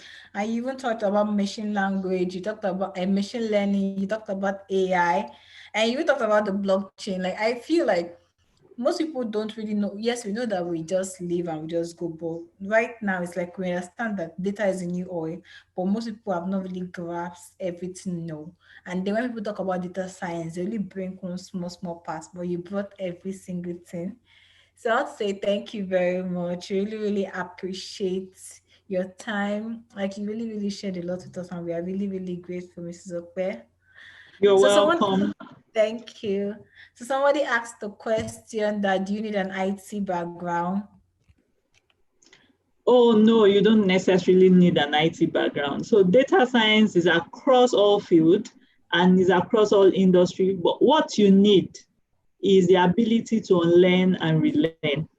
You need to be open to knowledge. You need to be ready to learn. And you need to also be multicultural, multidisciplinary in your thoughts, in your learning. So like for me, anything that comes around data, I'm just willing to learn.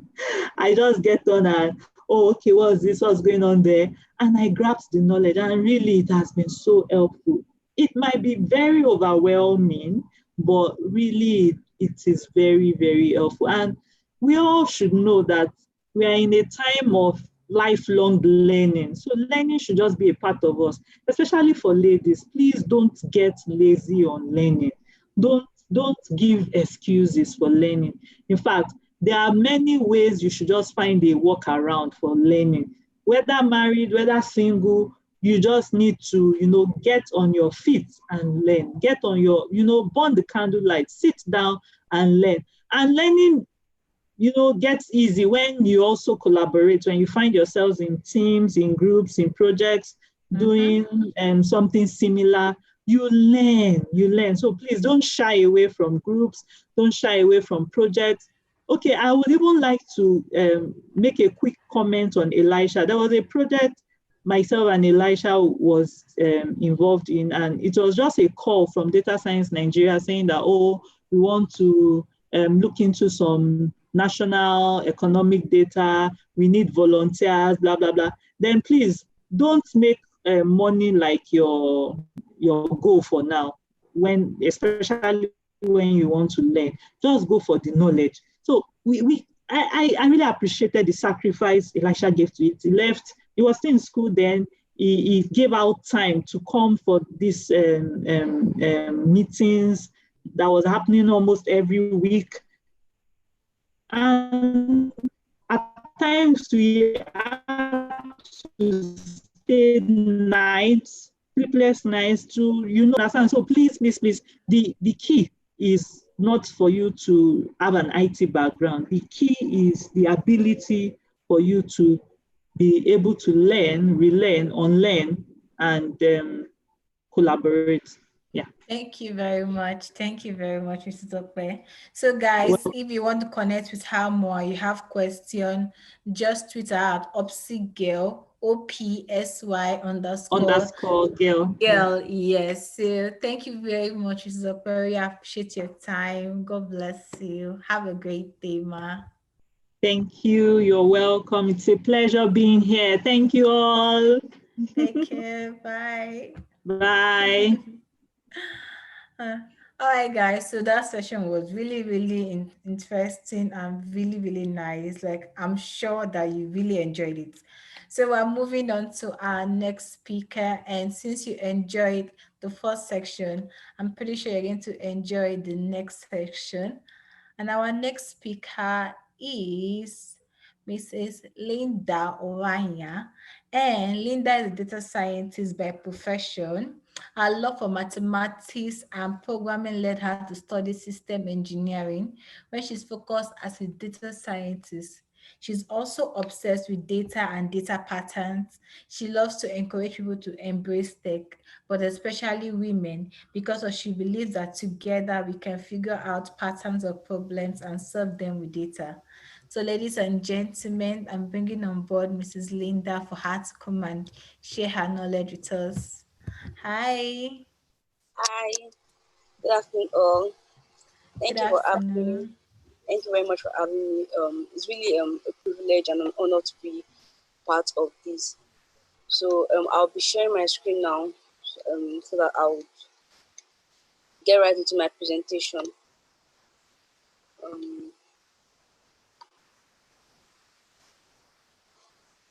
So yeah, when I was doing the topic, one of the team is 21st century data science as 21st century too. And when I was doing the topic data science for women, I was also advised to increase the men because really it is for men too.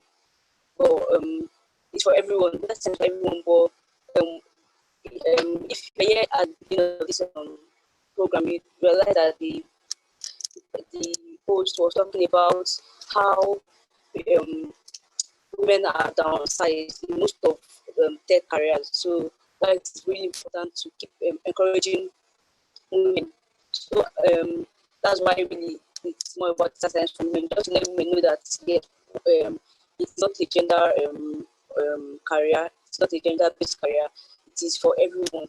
So that's why this is for topic data science for women. So the men shouldn't get discouraged or think that's not for them. It's also for everyone. But I think you get the drift about it. So I will just really go straight into that. I think that the first already spoke a lot about data science. Already spoke a lot about the importance of data science, and also there won't be any. I don't think really talking about all of that again. Over to further, I have 30 minutes, so I'll just like talk more about how to get started and really get really interested in this data science. So, hello, like you all know, Linda. Yeah. Please, you are breaking up, like you're cracking, and also, can you please preview your slide, like expand it, like you're cracking up. Okay. Is it better now? Yes. Okay. All right. Also, can you preview? Okay. All right.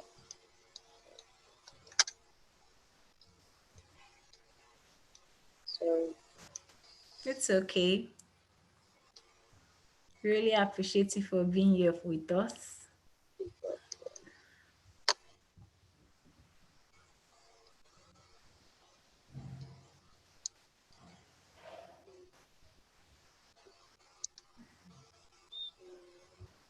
So guys, while we're waiting for Linda, what you can do is that, as usual, for this section, go on Twitter, tweet at WIDS OAU, and just tell us who you're learning from this session. And we already have some people that we are going to give away some prizes to. So it's actually something very simple. All you have to just do is tweet. If you're a Twitter person, you can do it. And for this, our speaker, our Twitter handle is Linda Oranya. That is actually her name, is her Twitter handle. So you guys can actually tweet at her there, tag her, whatever you want to learn from this section, tag her there, tag us there, WIDS Ife. We are also here. Follow us on Twitter at WIDS OAU, on Instagram at WIDS Ife also. Okay. So this Linda. Very much. Let me just. All right, no problem. So this is like a shout out to everybody that's been with us from the onset. Really appreciate you guys. You have done something your Saturday, but instead you came and you stayed with us. So I want to say thank you very much. Linda, you can continue. Okay. So, like she already said, my um introduction, you already know what that is. So I'll just get into. So first of all, let's start some statistics. So this was like a study that was carried out by some research body, and they checked. This is a data science talk, so there's this thing that says in God alone we trust, others bring data. So when we tell you about how women are undersized, I have to convince you with data, right? So that's why it's necessary that I put the statistics up so that you see that in all age and all across all age, the female that really downsized in this career really. So you see that from ages 18 to 70, in fact, as the ages increase, there's like a drop. There's only an increase between 25 to 29 age, but apart from that, there's like a drop as so it's just like can show that the more women progress in age, like they get more discouraged about going ahead with anything tech or not. So like we already said, the first speaker already said a lot about data science and what it is.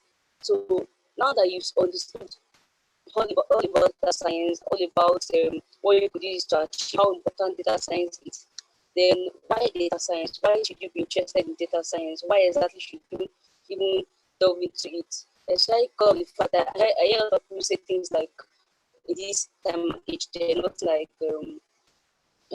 this time and age, you hardly see people in data. There are people that work in data most of the time. So everybody is curious. Why should I go ahead and why not go into software engineering when I know that in Nigeria I can see a lot of software engineers? So why data science exactly? So first of all, it is the 21st century, and I don't think I need to explain that much for that because first of all, it's a lot about that. But really, it's the 21st century too, and you might be wondering why exactly is this buzz already in the 21st century, and you realize that there's no more sorry, am I clear now? Am I still breaking up? You're Can you still still? breaking. I think I'm it's so, how you're sitting down, sitting or something. Try it okay. again. Okay, is it better now? Yeah, it's better now. Okay, sorry about that. Yeah. It's okay. Okay, so since it is the like I was saying, like say recently a lot of people are first of all the fact that we are keep increasing in population seems like is we keep increasing population, so there's always going to be more data because we're more in population, we're more in size, and recently there is now a lot of internet tools. You remember those days where people don't people write diaries and IDs. Now people's diary are online. People don't care anymore. Like not that they don't care, but they feel more comfortable sharing their data. People are no longer scared about sharing their location because they realize that it is a win for both people. So if I know more about you, if you can let me know more about you, I could use that to tailor I could use that for your good. So if I know that you have somebody that, let's say you shop online, for example, you shop online on Jumia, and you are willing to tell me things that you're interested in, you are willing to share that quickly with me on your work, on your browser. Next time, I'm not going to, when I want to tell an advert, I'm not going to start telling things that are so good for me. Let's say you're a guy and you're shopping for sneakers. I'm not going to come tomorrow and start sending you adverts for wigs or makeup, because that's not going to be relevant to you, except once you get that ticket. So in that case, there's that thing of people begin to wake up to the fact that if I know more about you and you know more about me, it's a win-win for both of us, in the sense that you don't get to start seeing unnecessary adverts lot to you. So that's exactly just one of the first things about it in the 21st century, to that you should be more interested in data, because now almost every field can be improved with data. Almost every field can be made more every career field majorly can be improved with data. Basically, data science is diverse and it's an interesting field. Yes, as you all see, it is diverse. Data science is not something that you say I can only tailor to this part.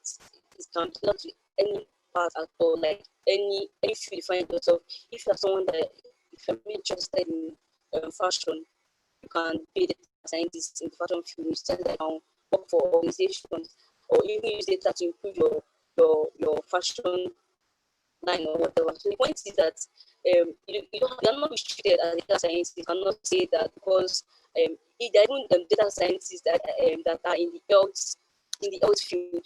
Yes, the data scientists that are in the health. I think there's this doctor, I think that is not doing a lot of.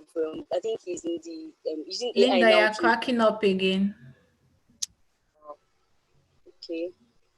Okay. Is it better? I don't know. I don't know if it's my network. Please. But is it better now? Yeah, it's better. Like whenever I tell you that you're cracking up, it gets better. Wow. Okay. All right. Maybe you just let me know when I'm cracking up. Because I think It's my okay right network now. is Can you good. hear me?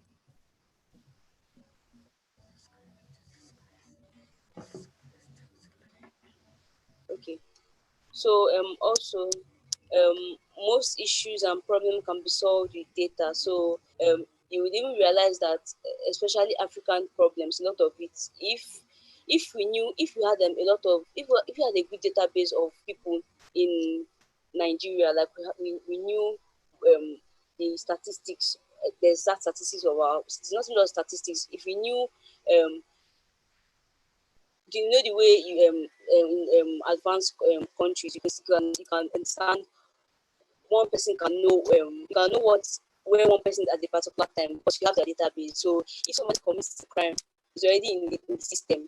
So once the person goes to another state, to another location in that same country, there's already a record for that person. But you see that people easily get away with crime, get away with things that they do here because even though waking up to the fact to data, but are not embracing it fully. So if we can embrace that fully, if we can really embrace data fully in Nigeria, we realize that a lot of issues that we have in Africa could be easily solved with data. Then also it's not gender based; anybody can be a data scientist, and consistently there's increase in opportunities. There's increase in opportunities in data science. You see a lot of people every single day. I see new openings for data science. I think I saw an article where someone was trying to explain why these days most data scientists don't stay long in their job because they are they are constantly being pushed from wherever they are because there is this hunger. People are really um, realizing that they need to use data to improve their business, to improve their processes or whatever they have to do. And because of that, they keep on looking for data scientists. So that is why you should really be interested in data science because the thing is, the world is not going to wait for you. I remember there was a time then when software engineering started as the boss, who thought it was too difficult, when programming came, who thought it was too difficult, people didn't really think it was something that would stay too long, and they didn't really key into it. And the truth that programming didn't wait for nobody, software engineering didn't wait for nobody. It kept on evolving until people started realizing that it was the boss, and now most people are really trying to catch up with it, catch up with the new tools that are coming up. And that is how data science is going to be. It's going to just, now everybody thinks that maybe there's no, it's just such a big buzz, or let's see how it goes. And people that are catching up they're catching up now. And then before you know it, when it keeps evolving, you see that later on it's going to be might be more difficult for people to catch on. So people will start dealing with the catch-up series. So that's why it's important that that's one of the reasons why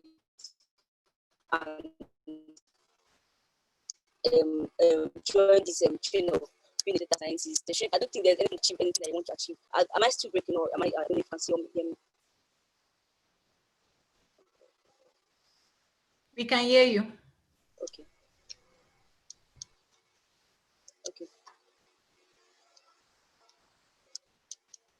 So getting started. So like I mentioned earlier, I must have heard a lot about how to get started and why you need to get started.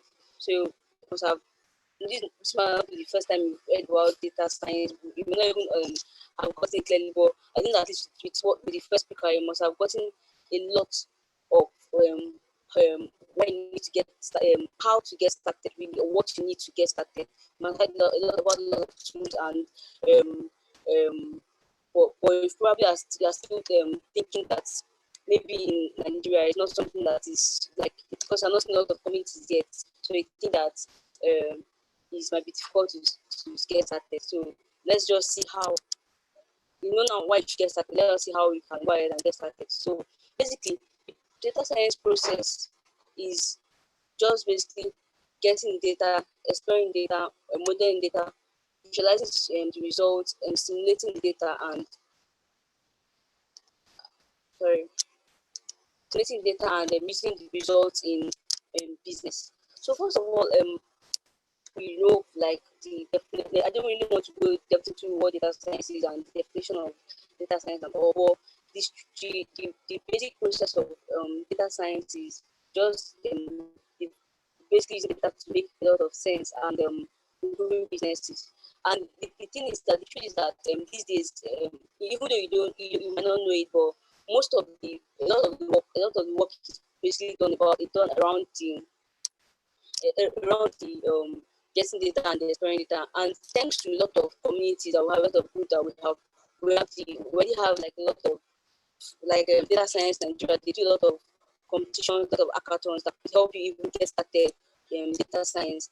And there's even no need for getting data these days, because there's Cargo. There are a lot of data sites that help you to get that already have data gathered for you already. All you just have to do is to get the project that you need to work on, and you start working on it. But I'm not saying that you should just go ahead and jump on any project and start working.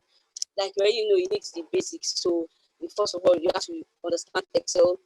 I know that some people they think that when you talk about that, they have to know Excel to be a good data scientist. They think that maybe it's too, well, let's say it's too basic, but it's really powerful. And it's really important that you understand Excel. So you start from there, then you move ahead to understanding your SQL programming, and with that you can jump on projects, and from there move further.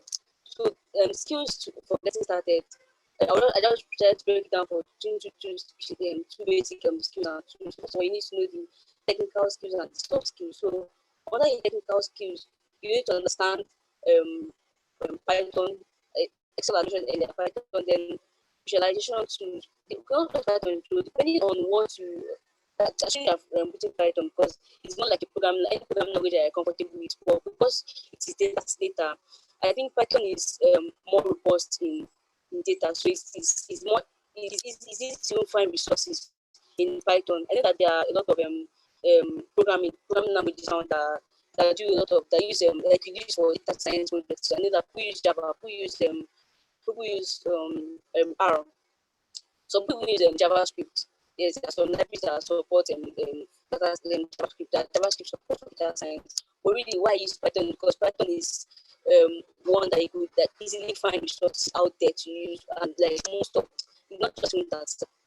Python already has a lot of libraries that you could easily use for data science. Can easily use for a lot of diverse, like it's very diverse in the data. There is Python for data science, just basically dedicated to data science. So why go ahead and why not just stick with Python or R? So that is one of the things you need to know. You need to understand, visualization tools, like you need to know Tableau or Power BI. There are other visualization tools, but I think Tableau or Power BI, like I would say, have more communities where you could easily learn from. So that's another thing important about learning is you need to. It's easier to see. It's better to stick with communities that to stick with tools that have more robust communities, so that way when you're lost, you can easily find people that would lead you on. You can easily find people that would help you. You can easily find people that would direct you. You can easily find mentors there than using other tools might not be so popular or widely used. And it's also very important that you understand statistics, mathematics, when you want to get started with data science. It's really important that you understand a lot of it. It's very important. You might not be writing all those hypotheses, all those you might not be solving on paper using Barrow and paper and doing all those evidences, because there are already libraries that does that for you. But the understanding of all those things, understanding of that statistics, all those things, like, will really help you to go further, like to help you to know what's going on. So when you're analyzing your data and you're seeing a p-value of a certain p-value, understanding the effect of that p-value on your data, understanding the effect of that particular hypothesis on your data, or the effect of that c-value on your data. You're not just doing oblivious to the fact that we just did you just put some kind of library for it, just put in the library and help you solve it, and that's it. So that's important to understand statistics and mathematics, because really that's where a lot of what you do revolve around. Then SQL, you need SQL to be able to manipulate your data, to be able to know how to access data from various databases, because data is, we are definitely dealing with a lot of big data. So you're not always going to be dealing with data that contains your Excel. That there will be times I need to plug into database to access some certain kind of data. So that's why SQL is really important. And then these are just the basic tools I really need to get started. There are other tools that you could focus on depending on the project. I mean, there's TensorFlow. That's when you now advance on projects, they cannot decide to go ahead and learn more about TensorFlow, Keras, all those computer vision, even you and the deep learning. But get started first of all with basics, so you don't get overwhelmed. It's really important that you go ahead and get comfortable with these tools, with these skills. Then with that, you can now once you get comfortable with that, it's be easier for you to move on to more tools. Then soft skills. Then you also need soft skills as data scientist. So I remember somebody I saw a tweet on Twitter. Someone was talking about how people come and meet him and be like, what do I need to be a data scientist? Like, why do I need to be a data scientist? And he said someone reached out to him and told him that he wants to be a data scientist because he wants to make more money. And the guy said that if you want to make more money, then I think you should focus on software engineering. If that's why you want to be a data scientist, because if all your motivation is just for the money, I know that yes, at the end goal is to be successful and all, but if all your motivation is to be about money, it's really you probably not really go far in data science. Reason being that there are times I won't let you that you get frustrating. There are times that you are, because the truth is that data is not neat as you switch it on carbon. Real life data is messy. Real life data is behavioral. Behavioral in the sense that you are dealing with human beings somehow, you're dealing with human data. You're not dealing with applications could work for humans. You're dealing with human data. So in that aspect, there's a lot of extra skills. It doesn't just have to be the technical skills. You need more extra skills. You need communication. Communication in the sense that a client is coming to meet you and asking, okay, let me just give you a basic example. a client meets you and is telling you that I need this to be done for, I need to do this for, I need these products to reach this kind of audience, and I need them to convert. Now, how do you know that this particular person is going to convert? I don't know if this person is going to buy into that product. How do you convince both your client and your end user that this product is worthy?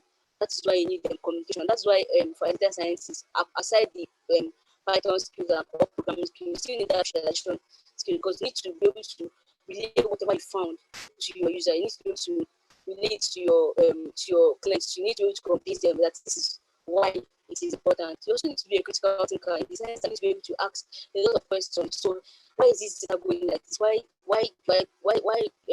who should I what kind of data should I get for this project? How do I buy this data? How do I you need to be a critical. That's like you need to really think. You need to just when you have the data, you need to know how to tailor the data in the right direction, what you need to remove from the data and what you need to keep, or what you need to add into the data. Then furthermore, now that declaring that data science for all, I think first of all we need to on why let me just focus why it is really important that more women are needed. Just like take a moment and think. It really, if you want to reach out to, let's say, like mentors now, in the field. I know that there are now women, female mentors coming up now for data science. Now, but when you go into like international space or bigger space, and you want to like point out to a woman that really gone so far in data science, just the way for example now this like most of us know Andrew, we know Paul, we know some of these top data science gurus. On that level, most of them really have to find women there. Really have to like point to a woman that you can stick with. I know that there are a lot of women mentors, a lot of women that are enough. Now, I'm not saying that on that higher level, I can just say, okay, this person that did this to pandas, or let's say these pandas and pandas to pandas library. Yeah, can see reach out to like who created it. There are not many women that are being pushed to that focus, to that point where they think they can even build libraries for data science, because women are still they feel that are trying to catch up, and most of it sometimes can be psychological in the sense that if you notice, let me just use this example. I remember when I attended Python Nigeria, there was this example that Bola gave them, the one speaker. She said that these days women tend to do things that they feel easy for them. So you see your fellow friend, she's making money through selling of wigs. Yeah, she's selling wigs, she's making money. And you feel like, okay, she can do this, I can also do this. Why? And you see that is more women going to make up wig selling and all of that. But if there can be more women that if women can also see more women moving ahead in this career, like going even beyond like after they even after school, after they're like going forward, doing more projects, creating libraries. You see that women get more inspired with the fact that okay, if this one can do it, I can go ahead and do it. And that is why it is really important to keep clamoring for like why it is important to clamor for more women, because it is easier for a woman to believe that she can go further, or when she sees a fellow woman at the top, than when she keeps on seeing men. She keep on psychologically, she keeps thinking that okay, since at the top level it's always men, that means maybe at a certain stage of my life I will have to drop this career.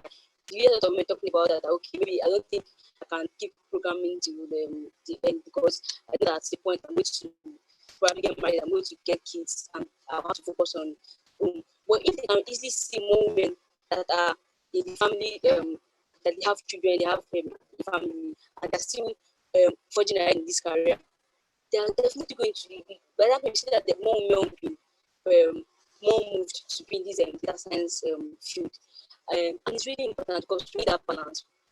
If we don't keep growing the community, if we don't keep it growing, it's going at the point it's going to just be really one-sided, and then it's really even more difficult to encourage younger generation to come ahead and do this and join this. That's why I really applaud women in that sense and machine learning for what they keep doing. If and other branches, what they keep doing, how they keep encouraging women, how they keep ensuring that women are on their board, so that by the time you are seeing that if a woman on the board that you want to join on, that's why it's really important that we keep on growing this community. So get started just once you decide that this is what you, I know that you must have decided you need to be in this conference. I'm just decide that this is where you want to be. So how do you keep moving? Because really it will be difficult. There will be times that you just realize, okay, when the moment there, I think I'm going to go for, when I know that I may not even finish up this career, let me just do a side project or focus on something on the side, so that just in case it doesn't work, there's let me focus on this. So how do you ensure that you keep getting motivated? We need each other. So you join communities. That's one way. You join communities. You like this one. Women national in Ife. This one of the communities. That all the numerous communities. And I'll encourage you as you want to join more communities. I know that it's I'm not saying that you should join communities for women. You could join communities for every other person, general communities, yeah, in data science and machine learning. But you should also try to plug in and connect with communities that are majorly for women. Why? Because you tend to stay focused that way. You tend to stay like your mind is not telling you that okay, since he's doing this, he can achieve this because he's a guy. But by the time you're seeing a woman achieving this too, you get smart that okay, let me even connect with her, let me even join and do more things. Let me join her in a project. And also the men, I appreciate that men are really I have a lot of men in this career that keep uplifting women, pushing women. They're like telling women, okay, can do this. You see a lot of guys when they want to go ahead and take project, they try to talk in their female counterparts in so that there's this balance. Once there's that balance, it's easier to grow a community. So one way is joining community, another way is looking out for online courses and project competitions. I'll never it can never be overemphasized what data science Nigeria is doing. It's really very applaudable because they really own it. And you see that they consistently, during this lockdown, they consistently kept doing hackathons, consistently kept giving talks, learnings online for people. But now that you are at home, you're not seeing your fellow, you're not seeing your fellow people. It's easier for you to just buy and take a lot of time movies and just relax and forgetting about also the struggle. But by the time you keep on seeing this series, following them and project and competitions, it's easier for you to stay focused and like move ahead. So while you're joining communities, make sure you're also helping yourself to take courses, not just stop taking courses, do projects and seeing to the end of the project. How do you see the end of the project? Have a mentor, have someone that holds you responsible for that project. You want to start a project, don't just do it. So I know that these days now they encourage no kittens. But these days, if you really want to buy a project, don't you go about really low key. Tell somebody. You could just somebody that tell a mentor, tell person, I want to do this. Can you open an account? I'm counting for this. So the person tells you that okay, in 2 weeks I'm going to call you for this, or have a team working a team so that way they're motivated and seeing that you're seeing to the end of it. Join competitions too. Competitions will help you to really grow in the sense that when you are in a competition, you know that there's timeline and you know that there's probably a price to it. Even though the price will not be big, most times it's big, but even though it's not big, you know that the fact that you can publish it somewhere that okay, I am this company that I came for second thought. That's also a piece of visibility. And there are a lot of platforms where you can trace competitions. There's Carbon, there's India Africa. I don't know, India Africa is really underrated. Maybe I don't know, maybe because people are sharing this area in Nigeria. Most people are already so used to Carbon. Most people really use India Africa. When you go to India Africa, you see a lot of South Africans, not South Africans, a lot of there's this particular guy from Kenya. A lot of Kenyans, they are really gaining a lot of money consistently. And sometimes I don't know because maybe because I don't know if there are much Nigerians on that platform, but a lot of them, every competition is the same people, first, second, third. Kenyans are the ones. Although now Nigerians are coming know that there's a particular thing now that they see come second and all. But that way, I think that's when that was brought up. That brought up more competition. I think GSN tried to organize the kind of local competition that made that encourage Nigerian teams to come together and join a first-class indie competition. And I think that there's point force. By the time they did that, I think they beat the Kenyan teams. They came second or first. I can't remember. So this competition really help you learn, even though you don't have an idea of what you should do in the particular project. That was the just to talk you. What you just have to do is start with the team. By the time you start with the team, then you keep learning on keep learning tools that you need to make the project work, and that way you are getting better. Then apply for roles. When I mean apply for roles, if you're starting out, it's okay to apply for volunteering roles, internship roles. There are a lot of internship roles now data science. Apply for a lot of them. Like I said earlier, your motivation national shouldn't be the money. It should be more about learning. It should be more about contributing. It should be more about growing. It should be more about ensuring that you are plugged in especially as a lady, that you are getting into this force, you are moving ahead. Because normally, apart from even the fact that there is how do I say, I know who complain that there's men machine learning, there's men in this one, men in that, but there are no men in this and no men in that. And I remember that there was a study that was tried out then, and I realized that okay, I think then they put out a job application and they put 7 skills.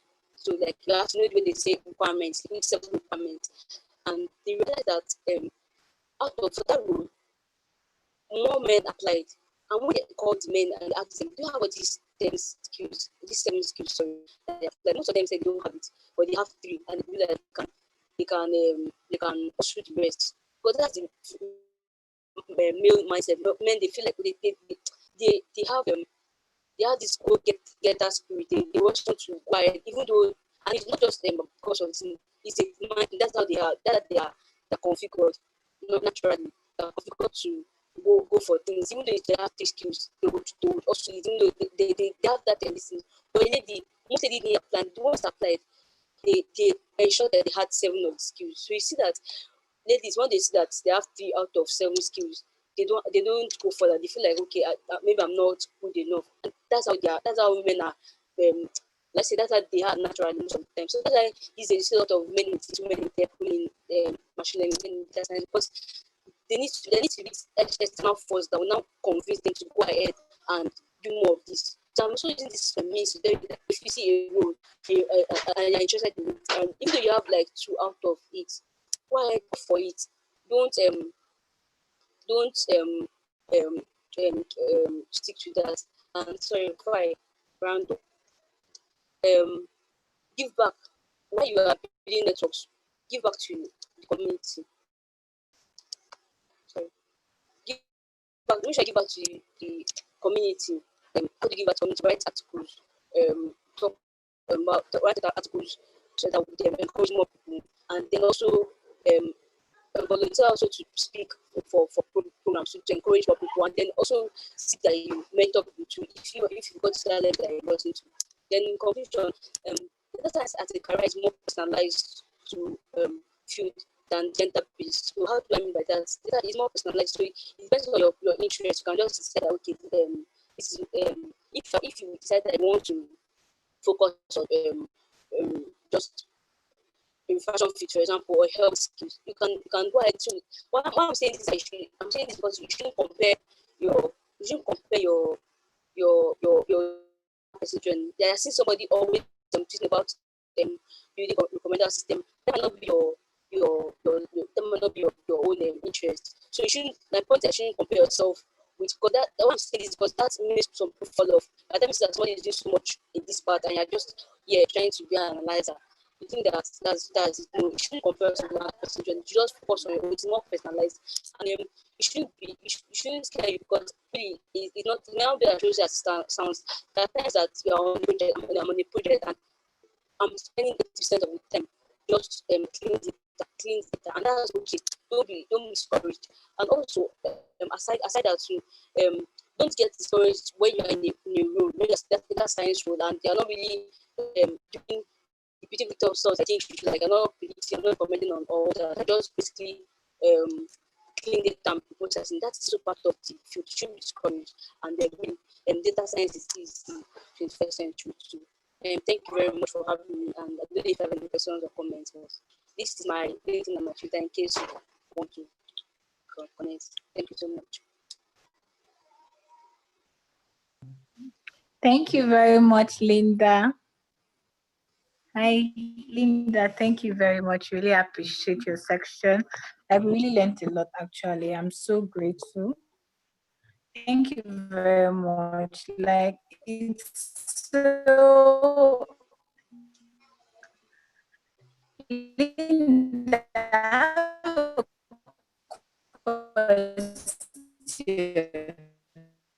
Okay. I'm not hearing clear. You're breaking like out. the piece already makes it out to be. So how long do you think, or like just say in 2 years now, can you hear me now? Yeah, Can you hear me now? Yeah, I said that how long will it take before someone like becomes, I don't want to say an expert, but I want to say like an intermediate in data science? okay. How many years? So most of the time, this thing is like I said, is more personalized. So I would say one person can get to being an intermediate data scientist just in space of 6 months because she was consistently always doing projects every day. So in space of 6 months, person can find themselves. Some people could take 1 year, some people could take 2 years. But the point here is that you are consistent and you are always work. Once you got to a stage where you are comfortable working on projects or thinking out things, I think at that point you can say you are an intermediate. But it could take a space of 6 to 1 year, really, if you are consistent. 6 months to 1 year if you're consistent. Hi, Linda. Thank you very much. So, guys, if you have any question, please drop them. And at the end of the whole section, we're going to get them answered. Linda, thank you very much for your time. Really appreciate you being here. Thank you for helping other ladies who are interested in data science also. At least let us know what it's all about, okay? Thank you. Have a Thank you great very much. day. You Take too. care. Bye. Bye. So, ladies, it's time for giveaway. So we're going to have like a giveaway. We're telling you guys to go and tweet, and right now, people that actually obeyed are the ones that are going to get the giveaway. And the people that are giving it to are Fetiemisi1 at Twitter. Congratulations. Thank you for tweeting. Thank you for retweeting. Thank you for liking. Thank you for obeying. And I have Florence Ugu. So what you guys should do is that go to WIDS and message us to claim your prize. Okay? Is that cool? All right. Thank you very much. So guys, I hope you have been enjoying this whole section that we have. We still have more in store for you. We apologize if this is going on. We apologize for any breakage. So guys, for now, we're going to have like our next speaker, Eniola. And I'm going to read her bio for you guys to listen to, okay? Eniola. Her name is Eniola Moronfolu. Eniola is an economist by training with a strong background in statistics and econometrics like Dorcas. She works with businesses to extract actionable insight from their data and also execute research from scope design to final reporting.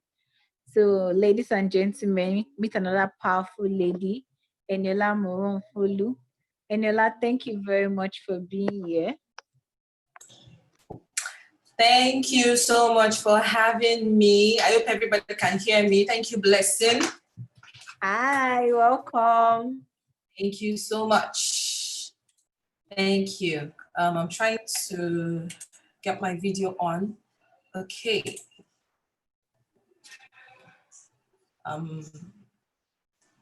Yeah, can everybody see me?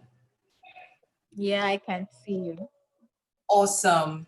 Good afternoon, everybody. Thank you to the organizers of this program. Thank you, Blessing. Thank you, Dorcas, and thank you, Elisha. I am very, very, very honored and grateful to be here. There are many women doing wonderful things in the field, and it's just such an honor to be here with you guys to share from my very few years of experience, what I've learned in line with the theme of the conference, as well as the topic that was given to me. So I think there are about 17 of us here. Okay, 16 minus me of us here, and it's not, it feels like an intimate discussion. So it would be good for us to, let's have a conversation, a step away from the conference, and let's have a conversation. I would like my own session to be a conversation actually with you guys. So I'm just going to share a few things, and I really, really, really love you guys to share with me what you have experienced in your, in your entry or your early years in the field, even as students. I believe that I'm talking to students majorly, right? Blessing, is that correct? Can everybody hear me? Can you signify that you can hear me, please? Yes, we can hear you, ma. Okay, awesome. So you guys are majorly students, right? Awesome. Yeah. Okay, great. So when Elisha reached out to me to come and speak at the event, first of all, I must commend you people, with everything that happened with the coronavirus emergence and all the logistics frictions that you guys have, you guys were still able to pull it off, even if it was this platform that you could get. So I must really commend your doggedness and your perseverance at it. Congratulations, guys. No matter how small it is, every great thing usually starts small. So well done to a good start. I'm looking forward to see the greater things that you guys do, even when you leave Ife and you go to your other places of employment or entrepreneurship. So well done. So when Elisha reached out to me and then he shared the topic with me, and Dorcas picked it up from here, communicating with me, and she said, I'm going to share about women in data science. I was a bit confused, because the name of the body already is Women in Data Science and Ife chapter. I wonder, what am I going to say to them? Am I supposed to come and, talk about all the great women that I know that are doing great stuff in data science, or what exactly? And so she reached out to me, and then asked her that, what would you like me to share? What would you like for the audience, to take out from this event? And then she shared a couple of things with me, that what do you guys want to bring to the table as women? What should you be looking to bring to the table? And I thought that was such a fantastic premise, something to think about, because as you're leaving as you're planning to leave the educational system temporarily, maybe you'll be back later on for postgraduate degrees, and you want to go into the field to actually begin to practice or put to practice what you're learning and start earning some money from it and making impact, of course. There's certain things there's some certain things you need to have in mind. You have to go with certain mentality that maybe if I had gone, or if women before me had gone with that kind of mentality, they'll probably be far ahead of where they are right now. Anyways, so when I was researching this topic, looking for some information on what I think would be interesting, coupled with some of the things I've also learned, I got some statistics from BCG, and I realized that 55% of university graduates are women. That's one.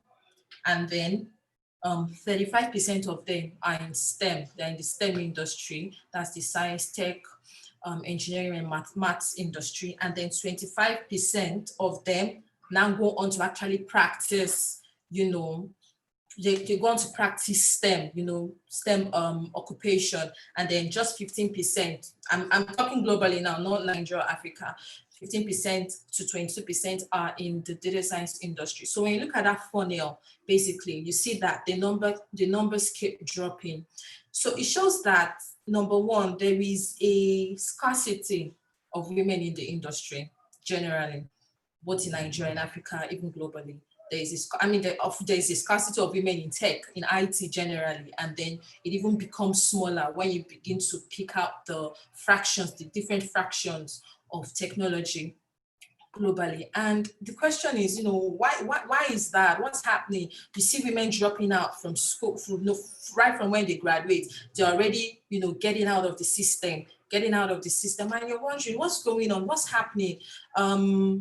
We're all talking about diversity, but that even poses as a talent problem for the recruiters, because by the time you have very few women to pick up from, how are you then able to balance that diversity issue, or correct the diversity issue in the workplace? So the problem is very fundamental.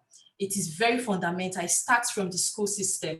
It starts as far back as the family, where people would say that, some certain things boys should do and some certain things girls should do. I don't believe that. Well, I didn't even know there was anything like that, to be honest, until I was in like maybe secondary school or university, because from the kind of family I grew up in, where, we're pretty balanced. Our parents treated us all the same. I mean, I came from a kind of family where I would wake up in the night to go and put on generator, or even change battery, jump start car battery to put on generator. That's the kind of family. So I never really thought anything was too, mighty for a girl to do, or anything was too soft or feminine for a guy to do. My brother is one of the greatest cooks that I've ever seen, or I've ever I've ever eaten out of his food. So I never really came out of some, but for those who were not as privileged as I am to have grown up in that kind of family, that's one mentality that you just need to drop off. There is no occupation that is for a girl, or there's no occupation for a lady, or a different occupation for a man. If you want to do it, go head on to it and kill it, and just kill it. I know Dr. said I should also talk to the women. That's fine, no problem. To the guys, that's fine, no problem. I'm going to talk to the guys, but this is a, WIDS thing. So let me first of all talk to my girls. So that's one. So you see that from the funnel is already dropping. And then why? Fundamental issues from the family. Your dad and your mom telling you that, oh no, you can't do this. Your brother will do that, or whatever you want to do, just do it.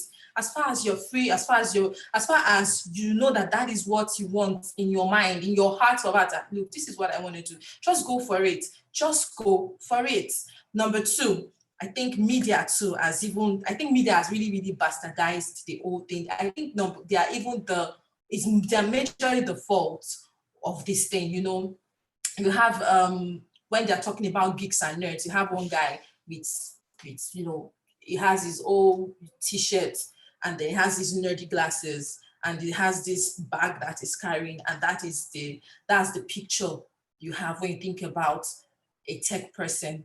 Why can't a tech person be a girl with long hair, human hair, whatever she likes, or natural hair, with flashy fingernails and high heels and short skirts? Why can't that happen? Why can't that be the face of technology? I mean, however you want, why can't it be a woman? Why can't that be the representation of a tech geek? Why can't that be the represent? Why does it have to be a guy that has a scruffy, dirty room because he's always on his computer all day, and then he's drinking, wearing hoodie? Yeah, he's wearing hoodie, he's drinking Red Bull with glasses, and then he's like every time, and then he doesn't talk to anybody, has very few friends. Why is that? So you see that the technology, that the media also has a lot of role to play when we need to try and change that mentality. That mentality that girls, that IT or tech or data science or mathematics or engineering is for women. I mean, I'm sure if you look at your faculty and you look at the department, you'll see that the ratio of men to guys to girls is very skewed towards men. I'm sure my sister studied engineering. They were like maybe 100 and something, University of Lagos, and she was like one of the four girls. Of course, not 4 girls started. Maybe there were like 50 girls, and all of them kept dropping out. They dropped out more than the guys dropped out. Going to other departments, maybe because they couldn't cope or something. You understand? So it starts from there. But enough about the the stats now. I guess you guys know what I'm talking about. But as you're starting, as you want to start your career, or as you're going into your career, I think a couple of things you guys need to know. Number one, I'm not even going to talk about the skills. I mean, because if you're going to go into any career at all, you must have the skills and the capabilities to do what you say that you want to go to do, what you say you want to go and do, or to provide the service you say you want to provide. But I have 4 things that I want to share with you, ladies, and maybe some for the guys as well. Number one, you have to go with your confidence. You have to go with your confidence. The situation on ground is not your fault. The fact that there are very few women in the field is not your fault. You didn't contribute anything to it. Like, you just met it that way. A lot of us were born into that system. And then what you realize is that because you're already born into that system, when you go in, there is the tendency for you to be intimidated. Please do not fall under that tendency. You need to rise above it. You need to go with your confidence. Don't think because I'm a girl, the guys can code better than I can do. I'm just going there because they thought that they want to make space for women, so they just put me inside there. Nobody put you inside there. You earned your space. Why didn't they choose the other girl? Why was it you that they chose? Why was it you they chose to put inside that spot? You earned your space, girl. So please, wherever you are, whether you are hired or whether you want to start your own, your own side business or side hustle based on data science or IT or whatever, go with your confidence. Go with your confidence. When you're negotiating your salary, negotiate with confidence. When you negotiate with confidence, if something is not working properly for you, share with confidence. You need to be very confident in this field. And I say that because that has been my experience. That's why I'm even telling you that, because every time I I started a job or I started something for someone, I was always the only girl on the team. When I started my job in the marketing tech firm, I was the only girl on the team. There were 4 guys or 5 guys, and I was the only girl on the team. And there was that tendency to be intimidated, but I wasn't in any way. In fact, I was so hungry to learn. What are you guys doing here? And I didn't even start as a data scientist or a data analyst, by the way. But I was so, I was so interested. What are you guys doing here? Teach me. And I'm asking different questions, asking here, asking there. But I didn't allow anybody relegate me to the background. I was always in front. Then when there was something to do, I would always step up, that, okay, can I do this, or can I join the team that is going to do this? So you need to go with your confidence. You guys know, a lot of women, they know more than they think that they do. They know much more than they think that they do, number one. They can take on much more than they think they can take on. Women have that natural tendency to want to shrink and say, no, let the guys go and do it, I'm going no more, and they'll carry their bag and they'll be like, no, that's ages ago. You need to drop that and step up, step out with confidence.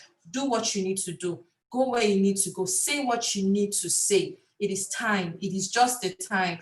Why are you doing that? You're not doing that for yourself. You are not doing that for yourself. You are doing that for the many girls that are behind you. So don't just think that it's going to help me or boost my, no, there are many people looking up to you, looking at you, and you don't even know that they're looking at you. You are doing that for them as well. When they see that, oh, this girl, Sabrina, I'm sorry, your name I just saw first. Sabrina was able to, do this. That means, wow, I can do this. So your confidence has a ripple effect. It will make other girls confident. Your confidence has a ripple effect. So please don't shrink back. Go with your confidence. As you're starting, of course, don't just be an empty barrel. As you are building your confidence, build your skill, because your skill will add to your confidence, because you know what you know and you can do what you say you can do. So that's for number 2, creativity. Very important. You need to bring your creative juices to whatever you're doing or wherever you find yourself. You can't be the one that they're like, oh, what do you think about this? And you're like, pass, I would come back later. Let me think about it more. No, bring your creative juices to the table, bring it to the table. women have, when I started, and after a few months, I think my CEO asked the team leader at that time, that how is Eniola doing? What like, and he said that she brings a different vibe. Those were his words. In fact, I think he used 3 words. He said vibe, but he first of all said balance, that she balances out the team. That apart from the fact that she's a girl in the midst of guys, that the kind of ideas that come from her are things that she wouldn't have thought of. They wouldn't have thought of before, because I'm coming from a different angle and a different perspective. See, guys, if you're here, if you are only guys, if you are like 5 guys on your team, there's a problem. There's a problem. Except maybe you are building for a world that is only guys that are living there. But if you're building or you're solving problems for a world where there is male and there's female, and you say that it's only men on your team, you have 5 guys and there's no girl there, you better send 2 guys away and bring women in, because that is how balance will come in. They bring a whole different perspective because of the kind of people that they are, because of their cognitive abilities that unfortunately you guys don't have. And of course, it goes both ways. You guys can also do some things that they can't do, but they have a different way of thinking, of seeing. They have a different, it's as if they look at life in a different, in a different lens, with different lens rather.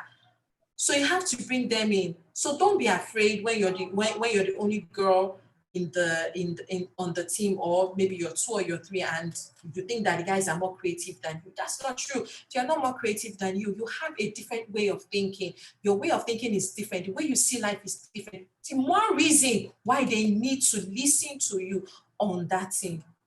The more reason why, as far as you are building, if for an industry or for a country or for a continent or for a world that has both male and female, except maybe the world they are building is only men they are building for, there's no problem, it's fine. Then they can be 100 men on the same, there's no problem.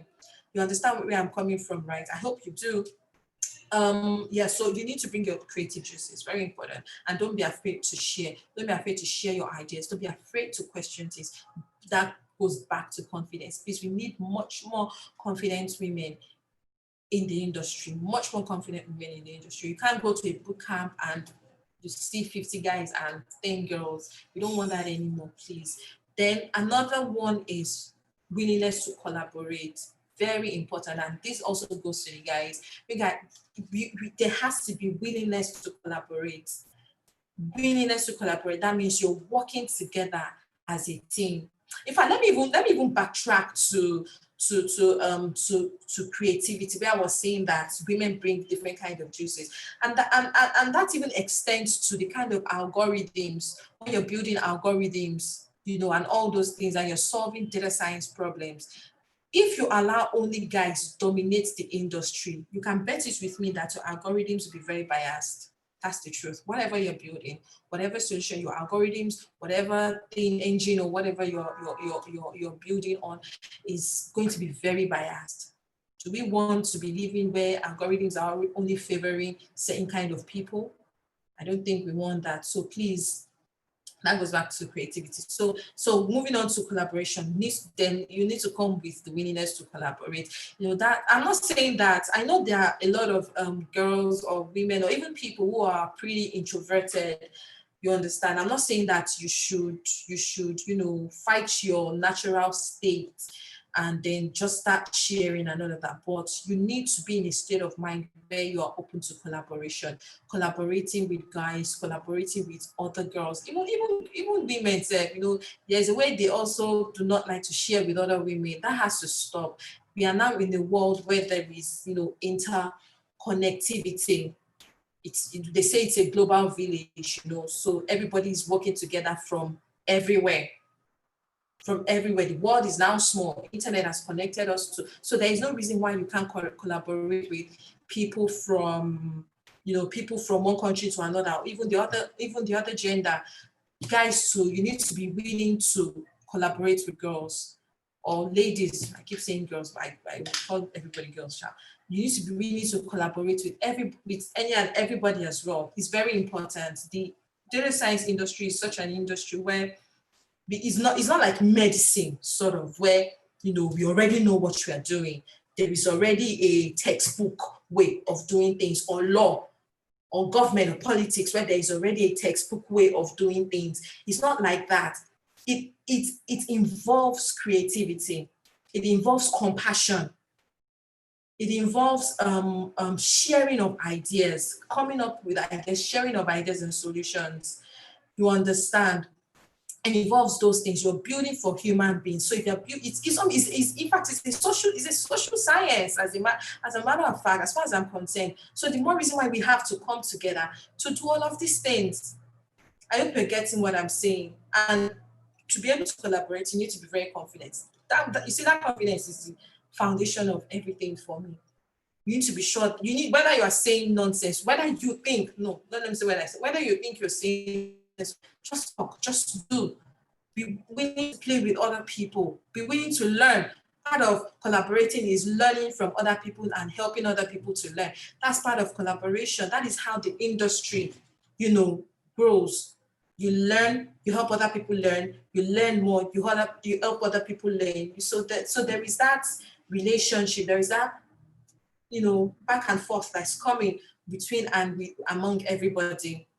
And then lastly, communication skills. You need to be very expressive, not very, but you need to be able to share, to communicate in a way that the other person understands what you're saying and you understand what the other person would say. I'm so sorry that I don't have a slide. I actually had a slide, but 2 days ago, my laptop packed up and I have to change the disk. So I didn't take out the things before I wiped it off. So communication skills, very important, very, very, very important. You need to know how to communicate if you're going to do very well. And communication is two ways. Whether it's communication is in different ways, rather, whether it's written, whether it's verbal. It has to be one of those two. You have to excel in at least one of those two. Don't do body communication. Nobody's going to, when I say body, like, you say that 70% of communication, don't do those ones. Nobody's looking at those ones. So look at, you have to excel in one of those two, whether it's written or whether it's verbal. Best to excel in the two, but I know that there are some people who are more vocal than the other, and some others are more expressive when they write. But you have to know how to communicate your ideas, communicate your skills, communicate the fact that, look, I can do this thing and I can do it well. You understand? So that's it for me. That's it for me. Those are the 4 things that I think you people should put in your pocket. I didn't mention skills, as I said, because everybody you need to have skills, whatever you're doing. Even if you're a tailor on the roadside, you need to have the skills for tailoring. So confidence, very important. Creativity, please. Ramp up on your creativity, ramp up on knowing how to come up with ideas and how to share ideas. You can start learning how to be more creative with using tools like design thinking.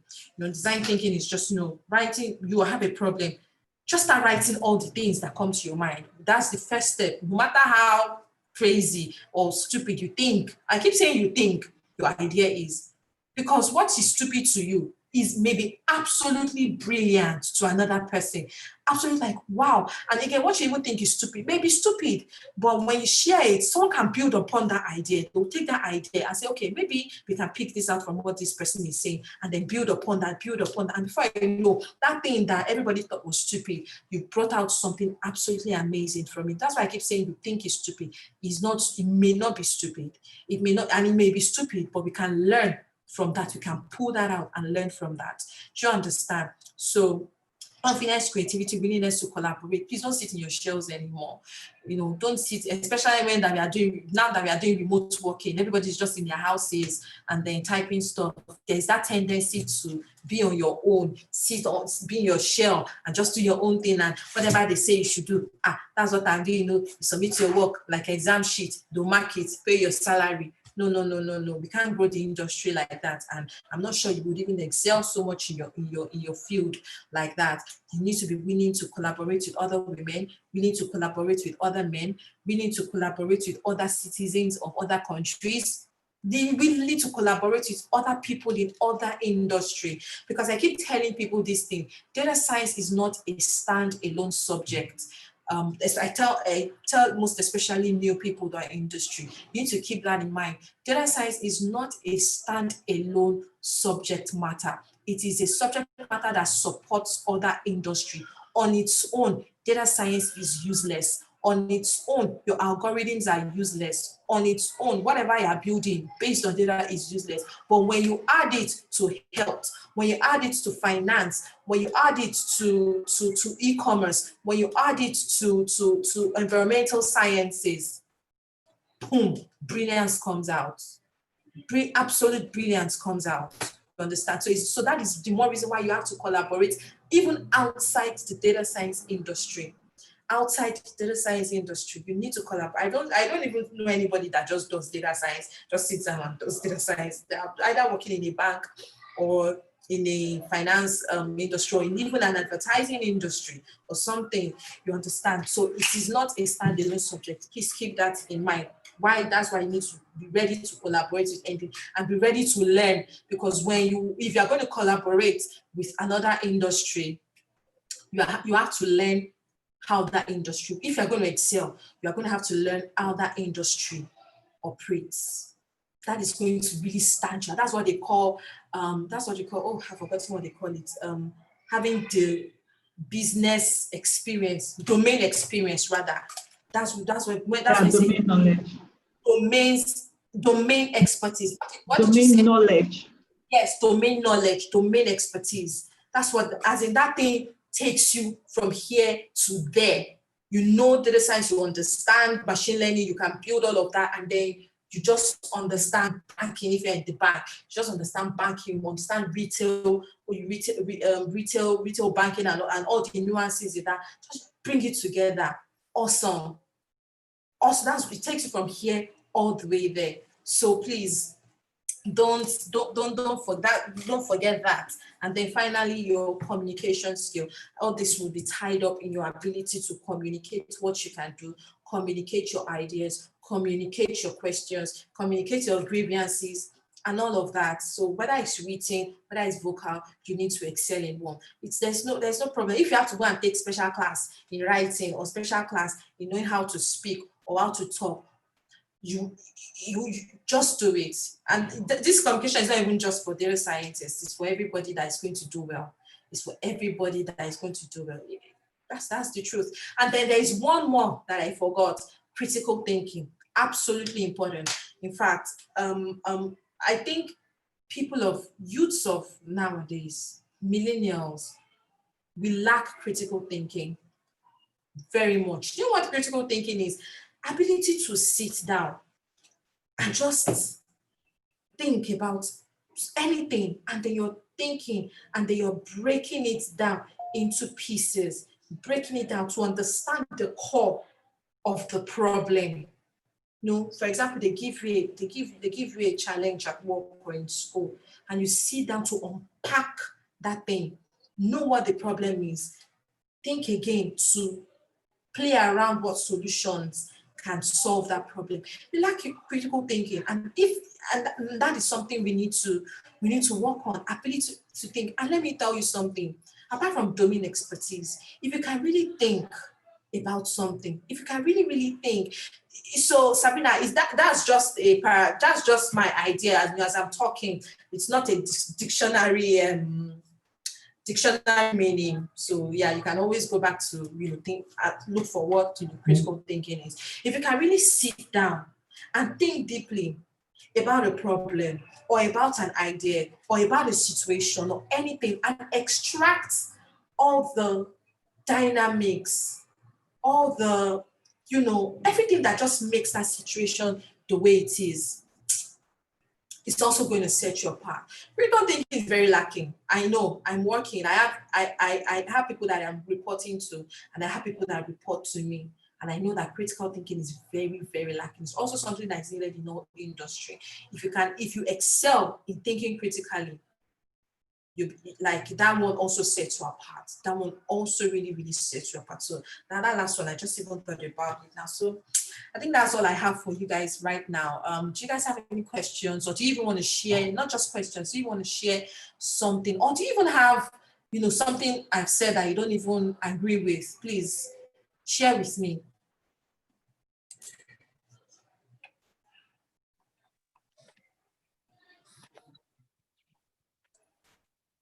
Miss Eniola? Yes, I'm with you.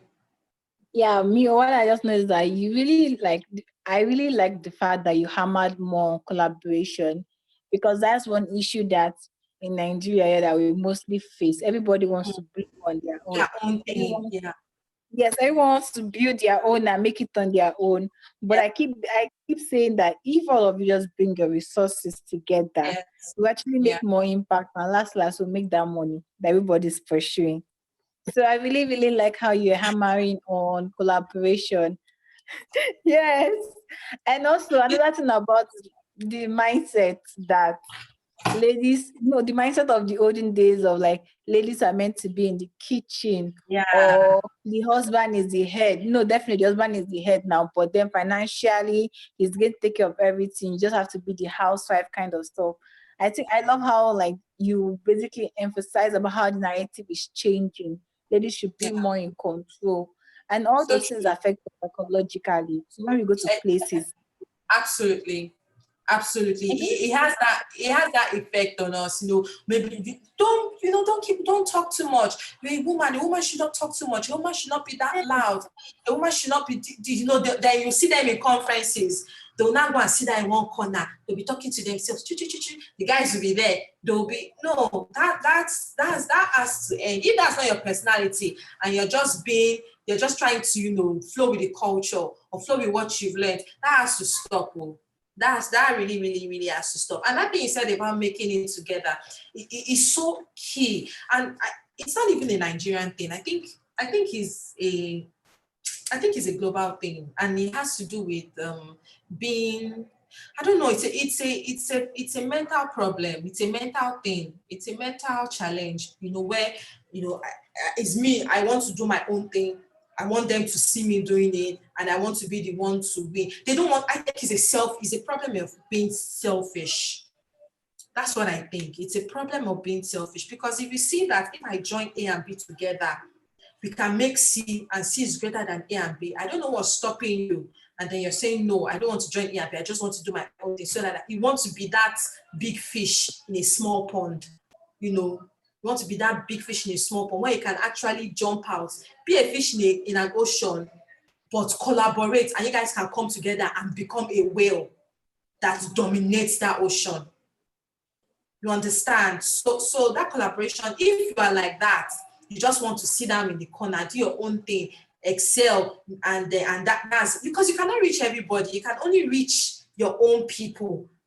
But if you pick from here, and all of you come together, you can reach that. Your impact is much, much more wider.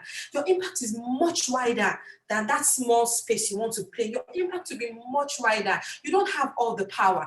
You don't have all the resources. You don't even have all the skills. So please, why? Tell me why you would not want to work with other people.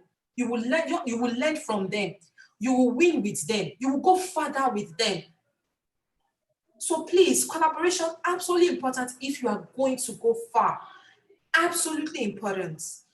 Absolutely. If you're going to go far, if you just want to limit yourself, that's fine. Do that. Before you know, you'll be long forgotten. That's the truth. You'll be long forgotten.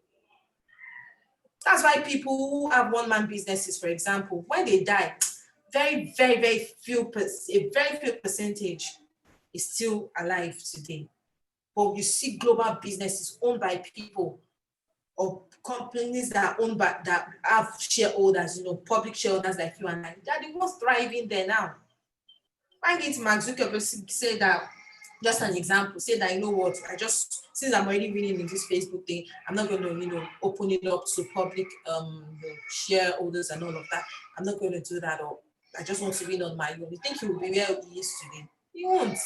People have money there. So even if Congress is trying to fight Facebook, people that have money there that have invested in that company, they'll back him up. Now, even if it's my money that I'm going to protect, they'll back him up. They don't really care about Facebook, but their money is there. They are trying to protect their money. That's one of the reasons why you need collaboration, financial collaboration, resources collaboration with skills, even energy collaboration, because your energy is finite. Yeah. Ms. Nela, thank you very much. Like, your session has been amazing. I'm just going to go and rewatch every single thing again. Like, God Very bless well. you. Thank you for Like, having thank me. you. So, ladies, You're as you're hearing this, if you want to reach out to Miss Eniola, you can just go to Eni_Mo, like ENNIE_Mo. Like, she's available to answer your questions. And also, don't be scared to speak up. If you want this, don't be shy at all. Like, you have equal rights with every other person. You can be whatever you want. Yes. Thank you very much, Nella, for your time. God bless you. You're very Thank welcome. You're very welcome. Thank you for having me. Thank you guys. You guys are doing an awesome job. As I said, this is small, but every good thing, every great thing starts small. That's what you need to know. So I'm really looking forward to where you guys would actually, grow this platform too. So well done. Well done for pulling this off. I'm very, very, very proud of you guys. Well done, Elisha, Blessing, Dorcas, and every other organizers. Well done. Well done. Keep it up. Thank you. Very welcome. So, guys, right now we're moving to our next speaker, Sabrina Smile. The name is not Nigerian because she's not Nigerian. I'm going to read her bio for us to all hear. So Sabrina is a serial tech entrepreneur and she is a multi-hyphenate born and raised in Montreal, QC. She has started over 8 technology ventures, one of which placed as Princeton University Annual Hackathon 2016. Sabrina is also the founder of eTerview, a seamless application for evaluating video interviews using AI and predictive technology. In addition, Sabrina is part of the technical evangelist team at Microsoft, where she provides educational and technology-heavy workshops to software developers and allies. So guys, this is Sabrina. Sabrina, like from her bio, you can see that ladies, please don't limit yourself at all. Basically, she'll be sharing with us a lot of our experience and hopefully helping you guys on to get into data, also understand. So let's welcome Sabrina. Thank you very much, Sabrina.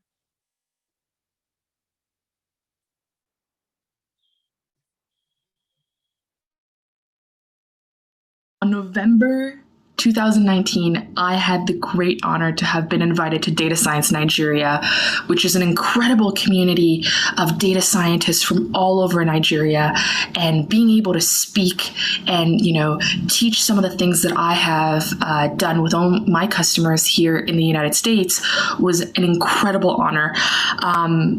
One thing I noticed is the community in Nigeria, especially in data science, are super intelligent. Like the types of questions that I was being asked, like I was stumbled. Like I was just like, wow, that is a very, very deep question. It just shows how in depth and excited you guys are to be learning the advancements of data science. So I'm super honored to have been invited to the Women Conference filled with incredibly intelligent folks like yourselves.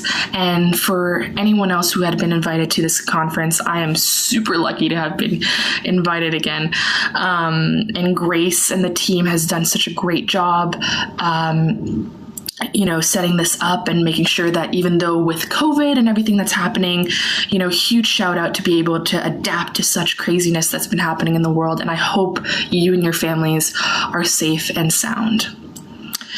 I would have to say, I definitely wish I was, COVID was not happening so I can come back to Nigeria and stock up on ground nuts. I've had such an amazing time there. I got to spend 1 week.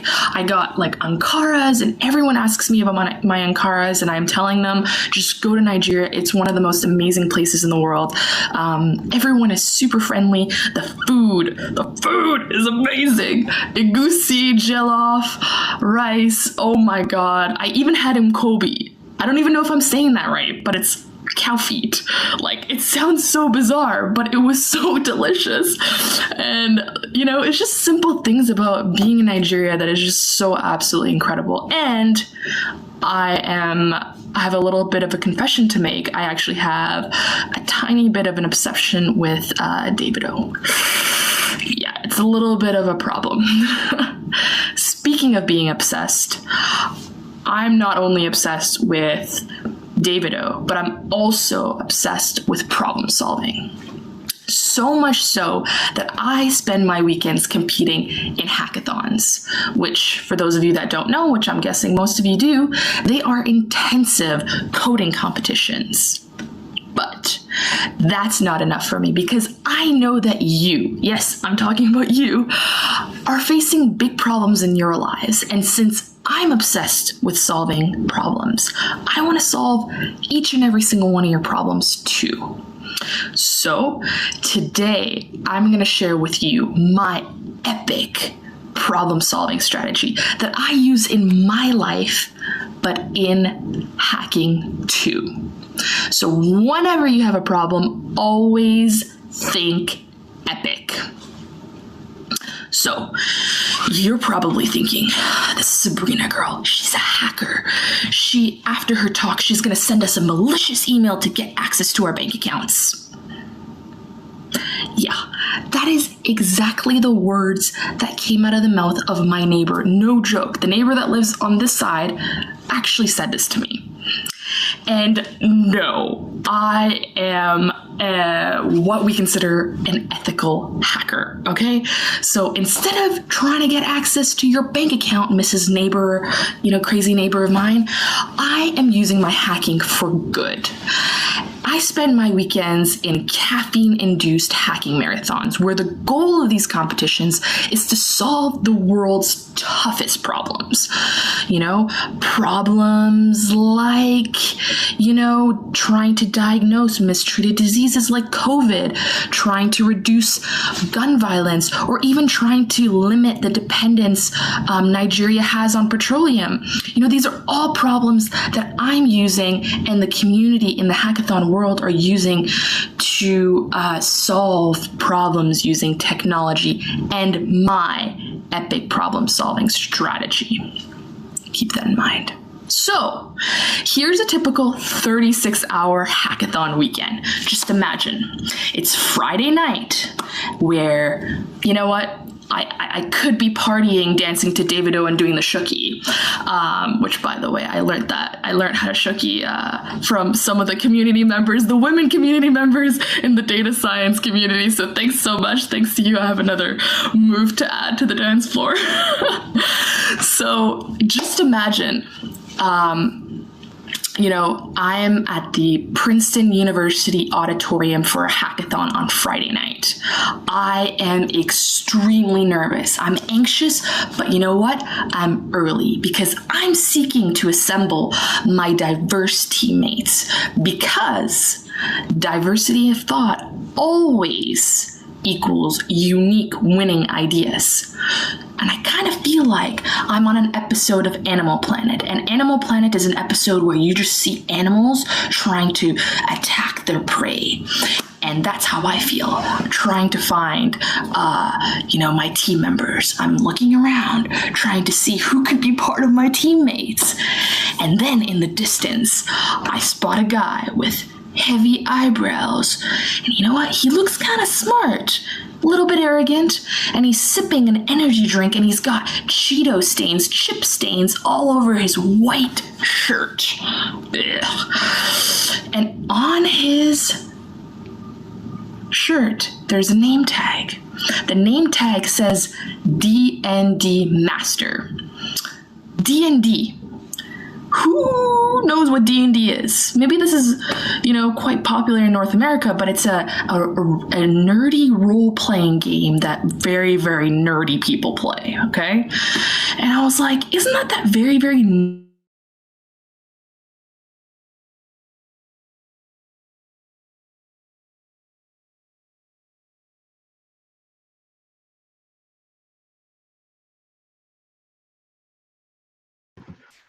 I can't hear anything. What's going on? Did we lose her?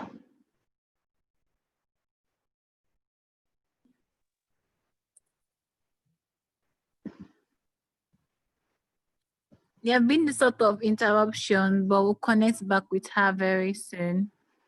Oh, okay. Oh. Hope you guys have been enjoying this section so far.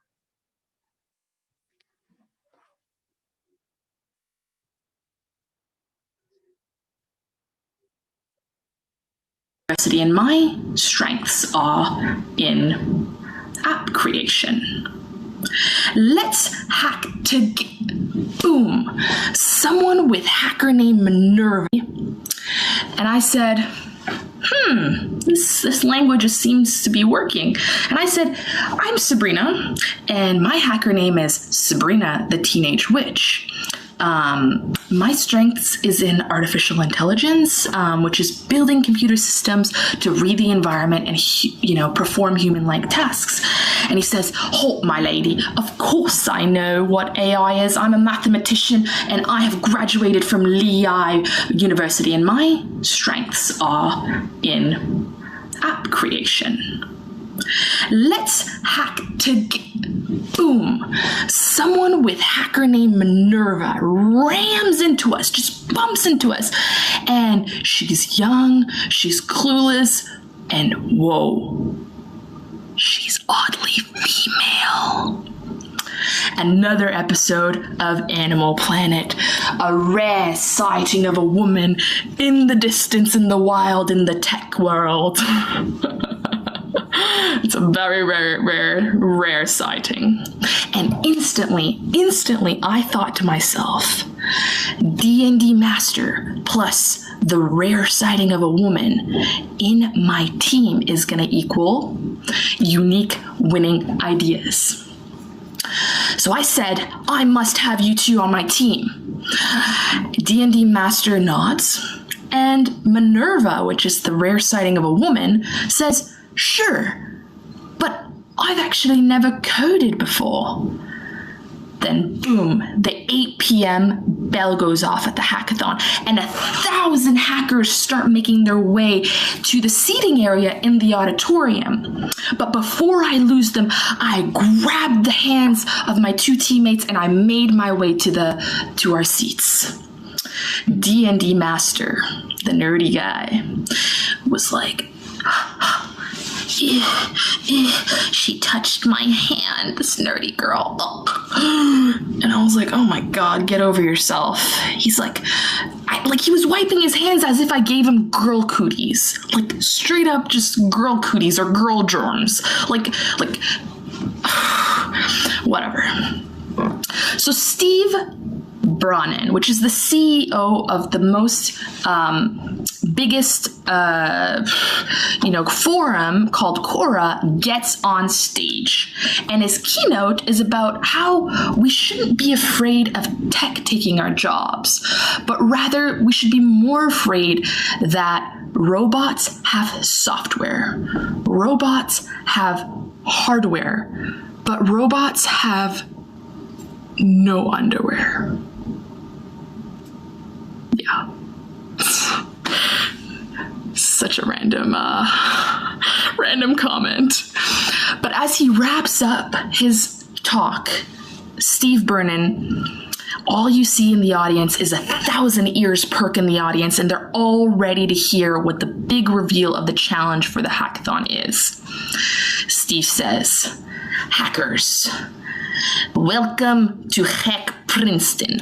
You have 36 hours to help Princeton ensure students get jobs after graduating.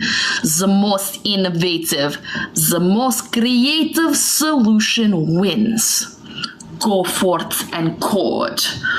Boom! 36 hours has officially started, and 1,000 hackers scatter like rats running to find a private room or someplace to start working. After 10 minutes, my team and I finally found a private room to start hacking. And without any hesitation, D&D Master says, "Listen up, teammates. Since our challenge is to help students get jobs after graduating, we will build a Tinder-like app a Tinder-like app. Like, usually I use Tinder to swipe left and right to try to find a date with the noble queen, but this time we are going to match students with jobs. But I step into my soapbox and I said, listen, D&D Master, I am very uncomfortable just jumping straight into one idea without even exploring anything. Could we just take a moment to start exploring and ideating? And he says, no, Teenage Witch, we are wasting time. And I turn around and I said, hey, but I want to win this hackathon. Like, we have to start exploring.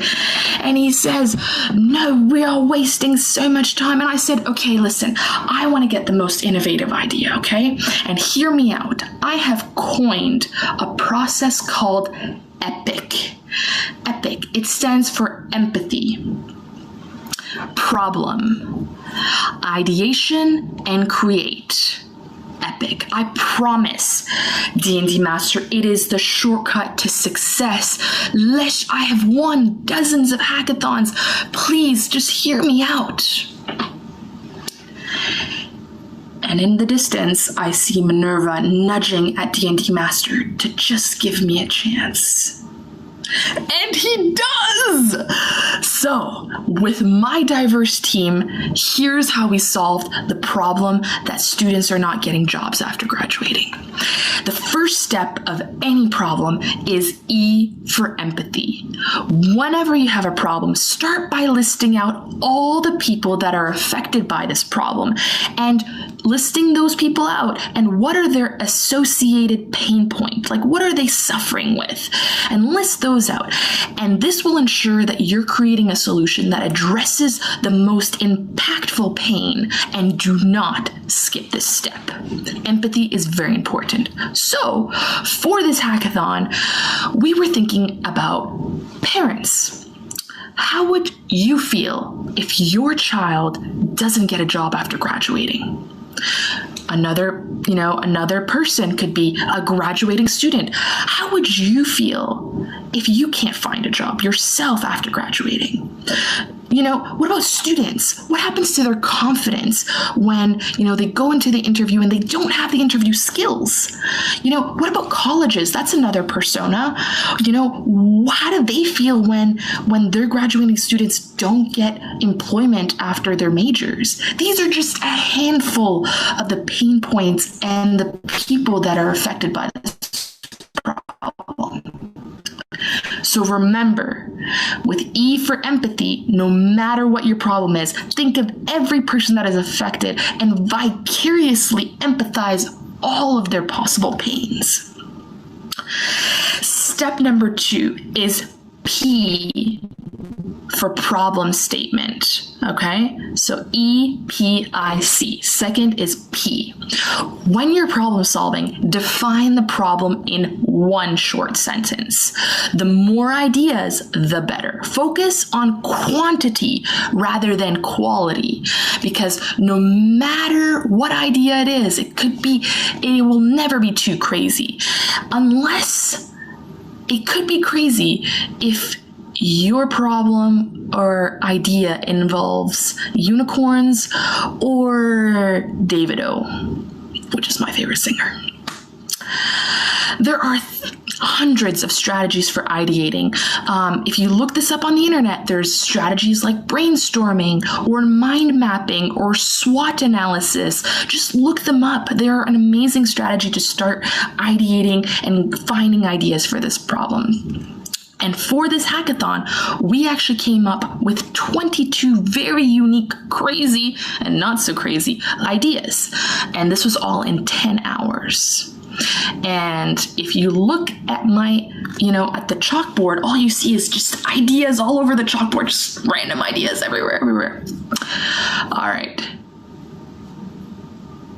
right, so the 4th step in EPIC problem solving is C for create. Finally, when you're ready to create, you pick one idea. From all of those ideas, pick one idea and start building it out. So our idea was an app where a user will, take out their phone and start answering interview questions. So, it'll be a video chat where you're able to video chat and questions will come up on your phone, interview related questions. And once you're done the interview, just finish recording yourself answering these questions. And then the AI in the app will generate a feedback report. The report will say, your quality of your answers are not so great. Your body language, you seemed kind of nervous when you were asked a question around your previous role. And this is all using facial recognition, emotion, sentiment analysis, and stuff like that. And this is the stage where you divide up your team and you divide and conquer. You have 29 hours left. During this stage, we didn't sleep at all. No, because sleep is overrated. Once you have caffeine, sleep is overrated in a hackathon. So these are the 4 steps of problem solving. So as you can see, we went through EPIC with a diverse team of students to solve a problem that students are not getting jobs after graduating, which is awesome. But I often get asked, Sabrina, you use EPIC all the time in hackathons, but how do you use it in real life? And that's a great question. So just imagine you were offered an amazing job opportunity and you're so excited. Congratulations, you got an amazing job opportunity, but you find out that you have to move across the country. And really, really think about this as if this is actually going to happen to you. And you have to move away from your friends, your family, your cute dog, the opportunity of getting fresh goosey across the street. Like, you're leaving away your whole childhood and your lifestyle. Like, really think about it. Would you take the job? Now, this happened to me a few years ago, and many of you, when I asked this question to a bunch of people in the audience, many of them would actually pass up this opportunity and not take it at all.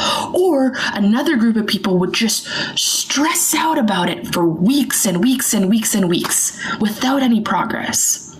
But when this happened to me, I didn't waste any time. And for me, I went straight into epic problem solving. Here's how I dealt with this. E is for empathy. Who's affected by this decision, and what are their associated pain points? Maybe you have a partner, and it could be a boyfriend, a girlfriend, whoever that is. Maybe you have children. Maybe you have elderly parents. Maybe you have a business to run. What are those pain points for each of these categories? Maybe your partner's job doesn't allow for remote work or doesn't allow, him or her to relocate. Maybe your elderly parents require your care. Think through these carefully and thoroughly. And for me, the person who is affected the most is my helicopter mother. And what I mean by helicopter mother, my mother is very overprotective. It's kind of a lot, but I love her. Second step of dealing with this problem is P for problem solving. Can you define the problem in one short sentence? Perhaps it's, should I stay in Nigeria with my friends or family, or should I take the new job in North America? That is the problem in one short sentence. Third step of epic problem solving is I for ideate. Remember, quantity over quality. Sketch out as many ideas as possible. You would be surprised how many unique ideas can connect together in a very unique way that you would have never thought was possible. So think outside the box. And if you saw my bedroom while I was going through this in ideation, I had sticky notes all over. It covered the entire wall trying to find ideas. Step number 4 is C for create. This is where you execute your idea. And for me, I actually did move from one side of the continent to the other. So I ended up moving to Vancouver, and I had to figure out a way to keep close ties with my helicopter mother in a way that I could still move, but I can still make sure that my mother is being taken care of in a way that's more of a win-win situation. So my solution was I needed to video chat her every single day to make sure, and I always had schedules for her, and we would, hop on Skype or FaceTime, and we would just have that connection that she really wants to make sure that I'm okay and to make sure that she's okay.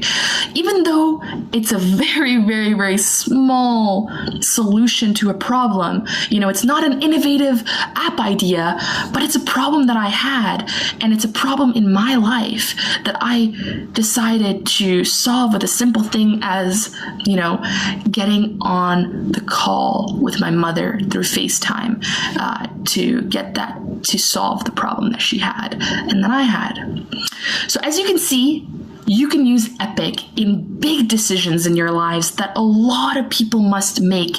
And now you have an approach. It's an approach that's used in AI and used in life too. Let's get back to the hackathon story. Okay, 36 hours of caffeine-induced hacking is finally over. We're back in the auditorium waiting for the judges to reveal the winners of the hackathon. All you see is 1,000 hackers in the audience. They can barely keep their eyes open because you know what? Their coffee isn't working anymore, and they haven't slept for 36 hours, and they can barely keep their eyes open because they just are so exhausted. Together, the judges step on stage, and they shout, "The winner of the hackathon, Hack Princeton, the winner is Claire. Claire, where are you in the audience? Claire." I'm sitting down on my seat and I'm like, who's Claire? Which team is Claire? Oh man, I'm so tired. Where's Claire?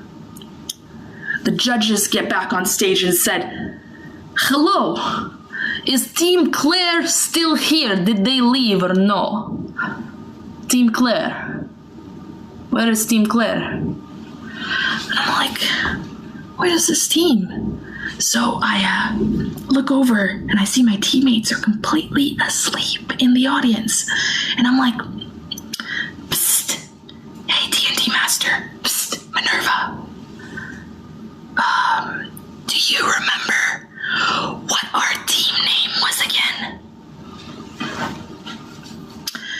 And they both murmured and they're like, "Yeah, our team name is Coaching, Learning, Artificial Intelligence Readiness." I'm like, coaching, learning, artificial intelligence, AI, readiness, CLAIR. Claire? And D&D Master's like, "Yeah, why?" And I'm like, oh my God, Claire! I grabbed the hands of my two teammates and I dragged them on stage because we just won the big grand prize. Oh my God. Oops, I totally forgot. I accidentally grabbed the hands of D&D Master again. I gave him girl germs again.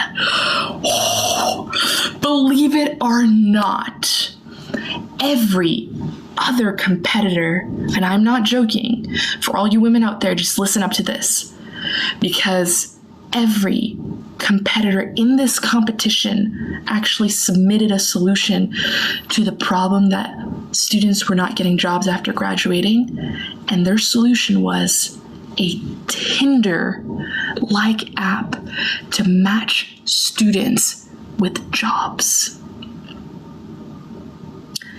the same app we almost built if we didn't use Epic. Like, can you believe this? Crazy.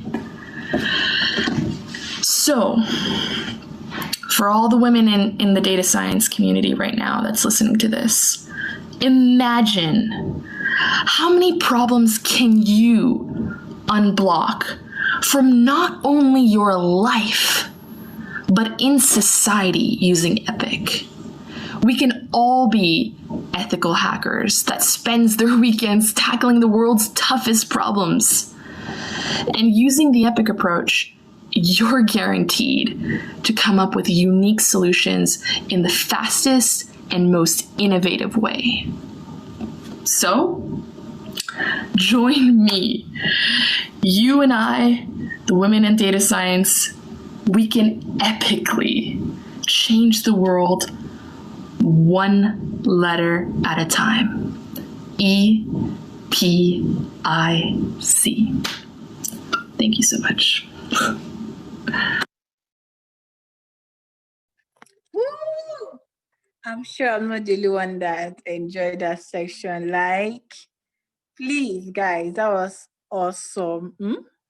So who remembers the meaning of epic? If you do, please drop it in the comment section, and definitely you can win something also. So I'm wondering who is going to be the one that will be our winner for today. The full meaning of epic. What do you remember from this section?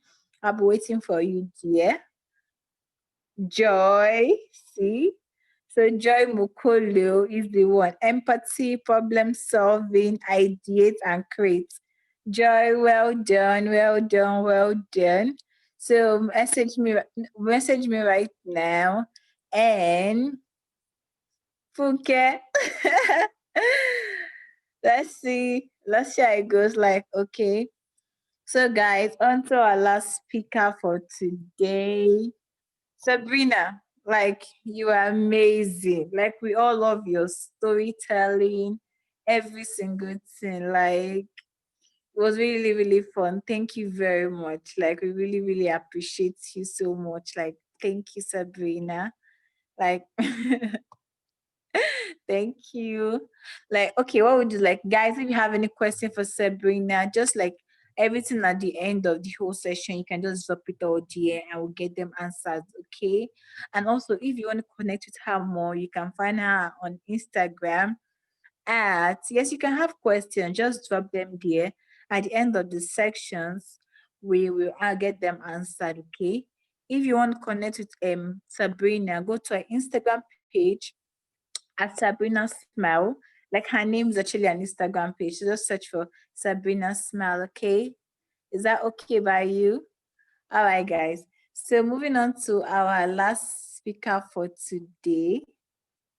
So the last speaker for today is Margaret Ostapchuk. I really hope I got the pronunciation right. So I'm going to read her bio right now.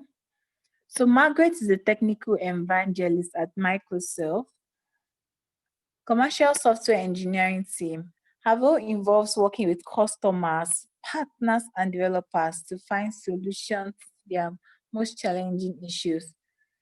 Margaret's technical focus areas include emerging technologies such as cognitive services as a platform, integrated bot development, and artificial intelligence. She has worked with worldwide corporations and numerous startups, helping them to design and build intelligent way of engaging with their customers. So, ladies and gentlemen, that is Margaret Ostapchuk. So she's going to come and be sharing with us her own experience also. And as you enjoy, Sabrina's section, also pay attention to Margaret tone. It's going to be hot, okay? All right. Thank you very much. Margaret, we look forward to your section.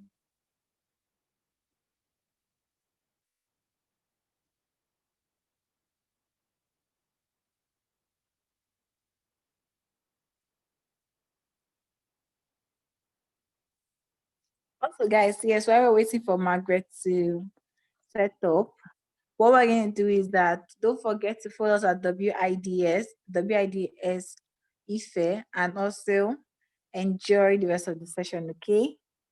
Thank you.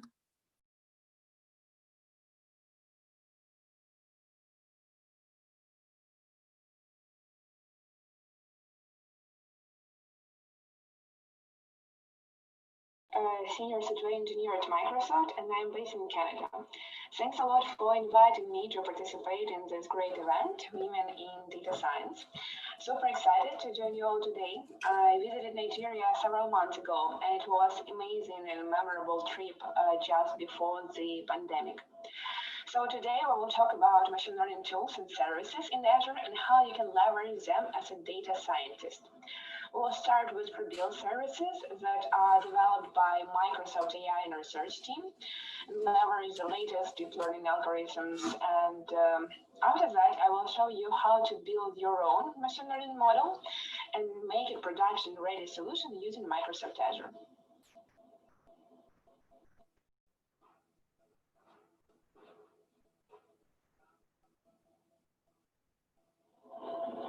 So Azure Cognitive Services provides the most comprehensive set of pre-built AI technologies that are easily accessible via RESTful APIs. There are 5 categories of services.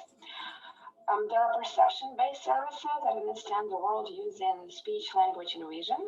Decision services deliver specific recommendations to enable informed and efficient decision-making. And then you have the web services that surface information from the World Wide Web of Being.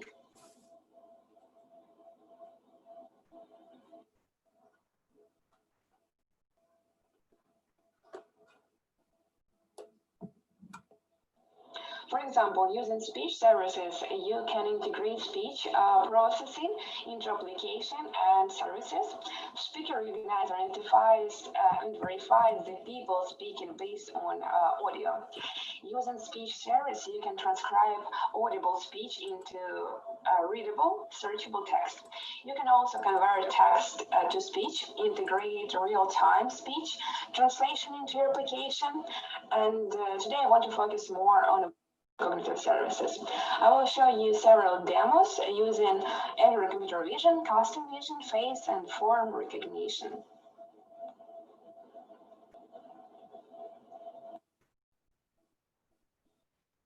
So I decided to use Python for my demo, but you can use any other language that you prefer to call an API.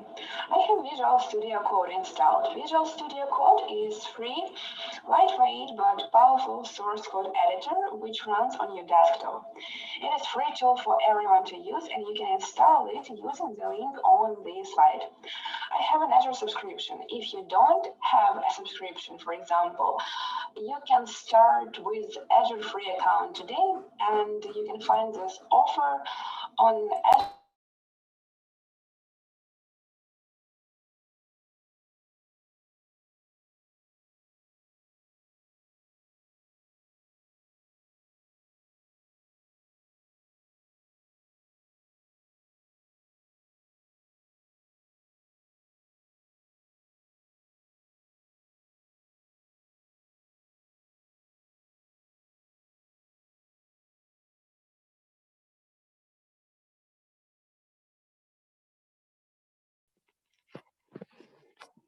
Hey guys, I apologize for the interference right now.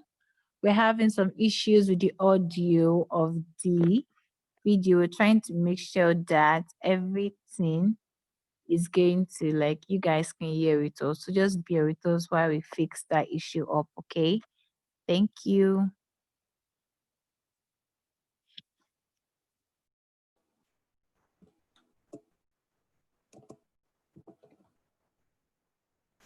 And services.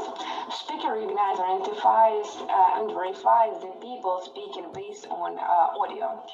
Using speech service, you can transcribe audible speech into readable, searchable text. You can also convert text to speech, integrate real-time speech translation into your application. And today I want to focus more on vision cognitive services. I will show you several demos using Azure Computer Vision, custom vision, face, and form recognition.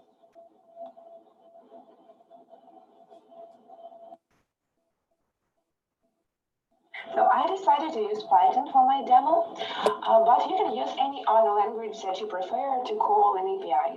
I have Visual Studio Code installed. Visual Studio Code is free, lightweight, but powerful source code editor which runs on your desktop. It is free tool for everyone to use, and you can install it using the link on this slide.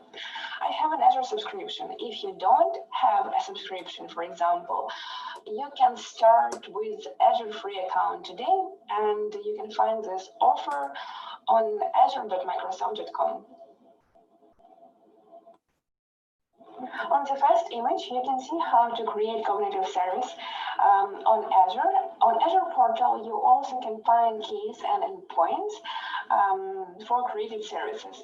I copied access key and endpoint to my cognitive computer vision service from the Azure portal, and I will use it later in my demo. So I'm in Visual Studio Code now, and Visual Studio Code supports working with Jupyter notebooks. Also, I installed Python extension for Visual Studio Code and added key to computer vision endpoint and also computer vision subscription key as environment variables. Let me show you the picture that I want to analyze using Azure Computer Vision Service. So this is a picture of a flower, and I took this picture several days ago near my house. So let's switch back to the code. I set image path to the local path of that image that I want to analyze, and read that image into a byte array. After that, I call an API using the image data and the subscription key. So with Azure Computer Vision Service, I don't need to create my own model.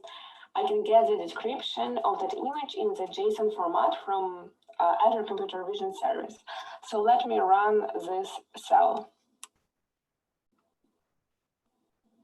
Now I get the response from the service, and the description is a pink flower on a plant.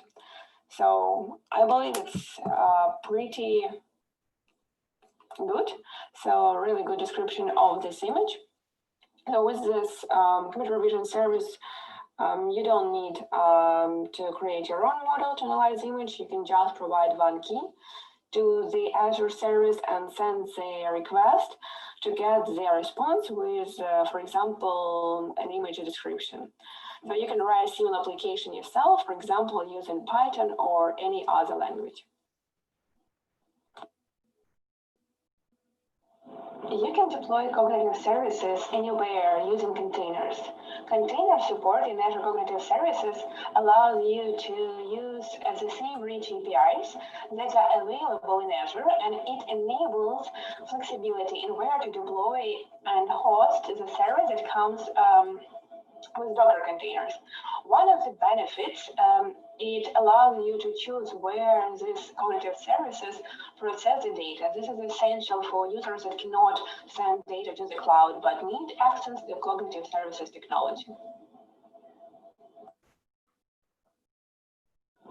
For example, with language understanding container, you can build natural language understanding into your application and add it to your bots and IoT devices. Actually, also you can customize some of the services, as you can see from this slide. I will use custom vision service as an example. With custom vision, you can customize image recognition to fit your specific scenario. The custom vision service is available as a set of native SDKs as well as through a web-based interface on the custom vision homepage. You can create, test, and train a model through either like interface or use both together. With custom vision, you can set your model to perceive a particular object for your use case and easily build the model using the simple interface. So let's switch to the customvision.ai portal. Let me show you how to build a classifier through the Custom Vision website. Once you build a classifier model, you can use the Custom Vision service for image classification. So let's start with new project creation. You need to specify the name of the new project, for example, demo, description of this project, and Azure resources. So I already have resources in my Azure subscription, so I just simply choose one, but you can create a new one. After that, you need to specify a project type. So in my case, it's classification, and I will use single tag per image. So it will be multi-class classification. You can also choose one of the domains, for example, food, landmarks, retail, and you can see that some of the models optimize for the constraints of real-time classification on mobile devices. So the model generated by compact domains, for example, general compact, can be exported to run locally. So let me create this new project. Now I need to upload images. So I have images. I took pictures of flowers near my house. So I upload the images and I add tag 1. So this is like the first type of the flower. Let me upload the 6 images. And also I will upload another images with a different tab. So it's better to upload several images at the same time. Then you don't need to like add a tag to each image separately. So, and this tag, so let's say this flower has tag 2. So let's upload these images as well. In my previous demo, I showed that you can use computer vision service to get description, like general description of the image. But in this case, for example, if I am an owner of a flower shop, right, I need some additional information about my particular scenario, and I want to get the type of the flower. So this model can help me with this task. So done. I already have images uploading, so like I can check that I uploaded images with type 2, like, and it's like you can see 6 images, and with the type 1, 5 images. So now I just need to click train button, and I have 2 options, quick train and advanced training. With advanced training, I can specify training budget. So I have only 5 images, like 6 images for the second type. So I will choose the first option and click train. You can upload more images to make sure that you have enough data for your model. But 5 images is like 5 images. Actually, it's like a minimum number of images that you need to upload to get the like prediction. So you can see here that it's training right now. After that, each time you kind of like train a classifier. For example, you can upload new images. You will see that you create a new iteration with its own updated for performance metrics. So you can view all of your iterations. So in my case, it's iteration 1. In the left pane of the performance tab. And actually, you also can delete those iterations and which you don't want to use anymore because, for example, you achieve the higher performance. And when you delete an iteration, you delete any images that are unique associated with it. So you can see I have really good precision and like other metrics as well. So let's test this classifier. So now I can just click on test and browse file. So let me upload the same image I used on my previous demo. And I will get information from my first iteration. And you can see that probability 100% that this is a second type of the flower. So not the first one, not the white flower. So I guess this model is really good.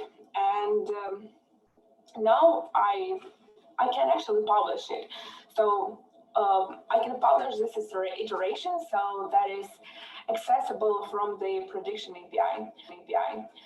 So I can specify my model name. I can just leave it as is, as iteration 1, and the Azure resources, and click publish.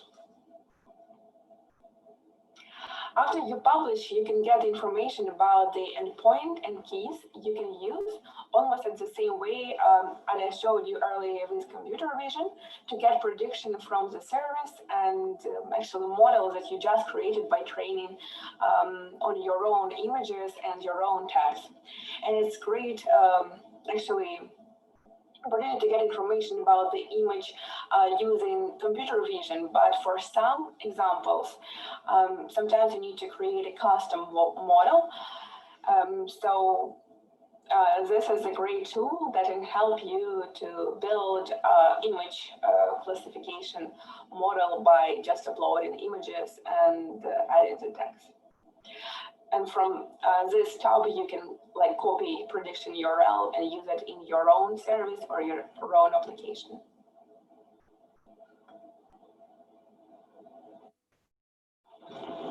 For example, sometimes you need to get information from PDF, and sometimes it's like thousands of PDF reports in a wide range of formats. For example, medical forms, application forms, insurance forms, etc.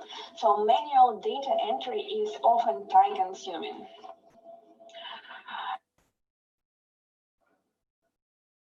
So you can use form recognizer, and it helps you automatically extract text fields and tables from highly specialized forms to automate data entry. And you have more time to focus on high-value tasks instead. Let me show you another demo using Intelligent Kiosk. It's a Windows application that you can install from Microsoft Store, or you can find this application on GitHub using the link on the slide. So I open Intelligent Kiosk application and form recognizer demo. So here I can choose one of the 3 scenarios. For example, let's explore the first scenario. So I can choose one of the receipts from the list, or actually you can upload your own examples. And as you can see, by choosing each of these receipts, I send the information, this image, to one of my cognitive services, to form recognizer, and form recognizer send me back information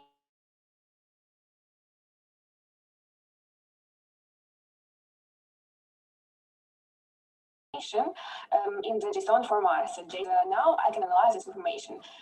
For example, there is information about address, phone number, date, time, items in this receipt, also how much someone paid for the cappuccino. So it's really a great tool to extract information from the receipts.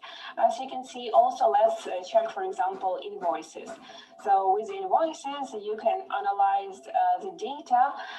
So now this application called from Recognizer API, and I also get information in JSON format. And this information you can see here.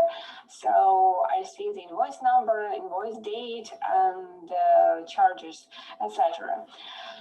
So you can also create your own scenario by uploading like your own data, analyzing your own invoices, receipts in different format. For example, you can analyze PDFs or scanned documents, images, etc.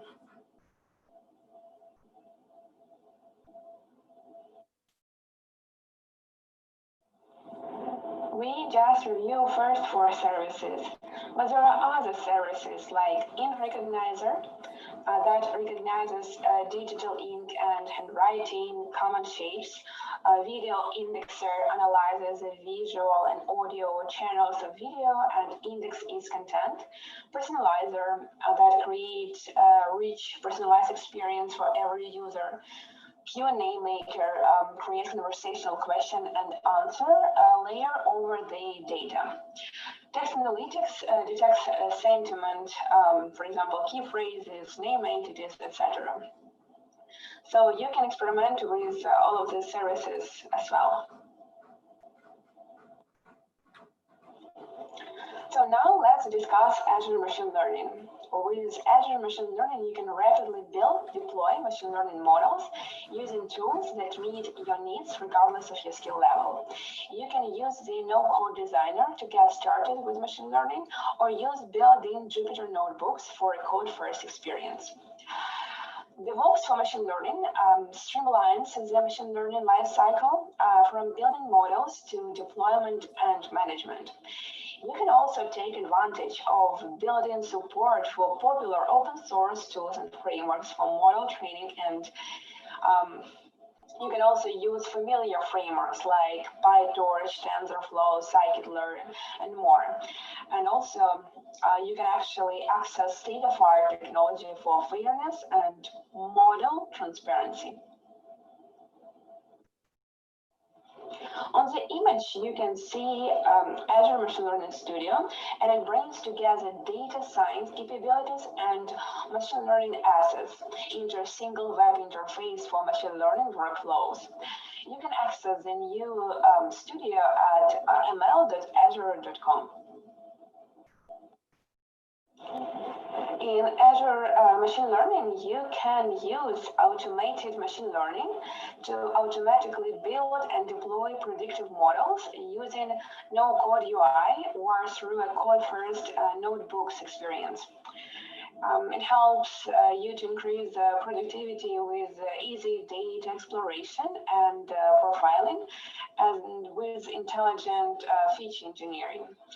Also, you can easily create accurate models customized to your data and refined by the wide variety of algorithms and hyperparameters. Also, you can build a responsible AI solution with model interoperability and fine-tune your models to improve accuracy. So with Azure Machine Learning Designer, you can use drag and drop workflow capability that simplifies the process of building, testing, and operating machine learning models. You can easily create new pipelines, use built-in modules to visualize data, evaluate model. Also, you can automatically generate scoring files, register model, and build images using Azure Kubernetes service. Let me show you how you can work with Azure Machine Learning Designer. So I already created a workspace So the workspace is the top-level resource for Azure Machine Learning, and it provides a centralized place to work with all the artifacts you can create in Azure Machine Learning.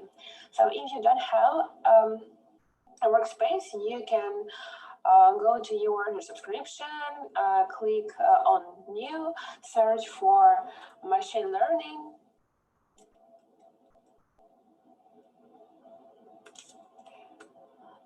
choose this option, click Create, and specify your subscription. You can create a new resource group or select existing one and provide workspace details, workspace name, workspace region, and also workspace edition. For some of the services, for example, like Designer, you will need to select Enterprise edition. So let me return back to the Designer. So here I created already an experiment. You can select one of these modules here, like under modules. For example, you can select data transformation modules, etc. Also, pipeline runs on compute target. So if you select and you will run this pipeline, you will need to specify compute target as well. So here you can find this information, select compute target. I already provisioned compute target for this pipeline, but you can select the one that you have. Also, you can provide parameters and additional settings. So for this experiment, I will predict automobile price based on the automobile price data. And there are several actually sample data sets included in the Designer for you to experiment with. You can find these samples here. So we will work with one of these samples. Also, you can visualize data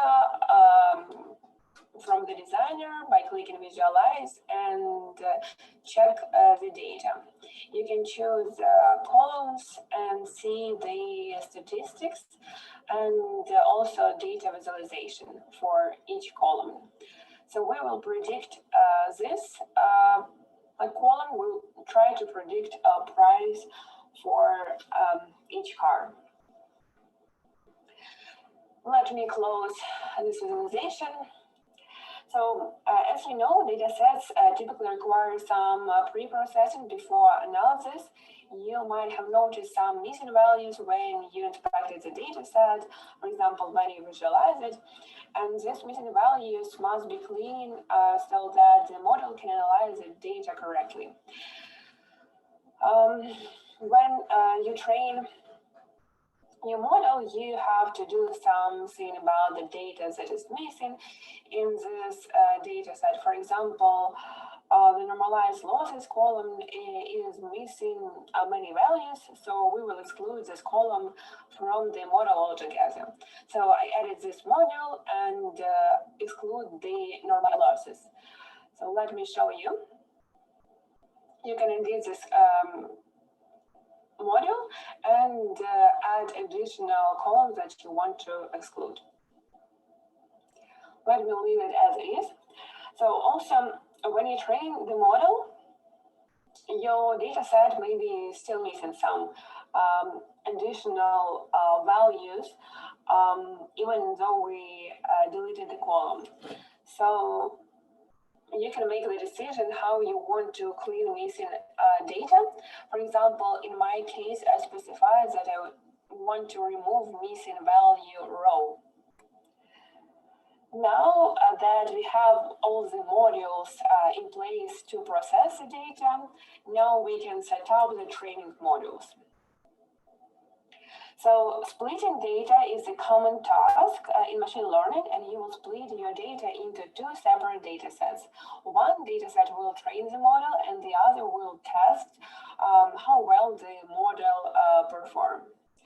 Because you want to predict price, which is actually the number, we will choose a regression algorithm. For this example, we will use linear regression. I also choose one of these modules from the modules tab.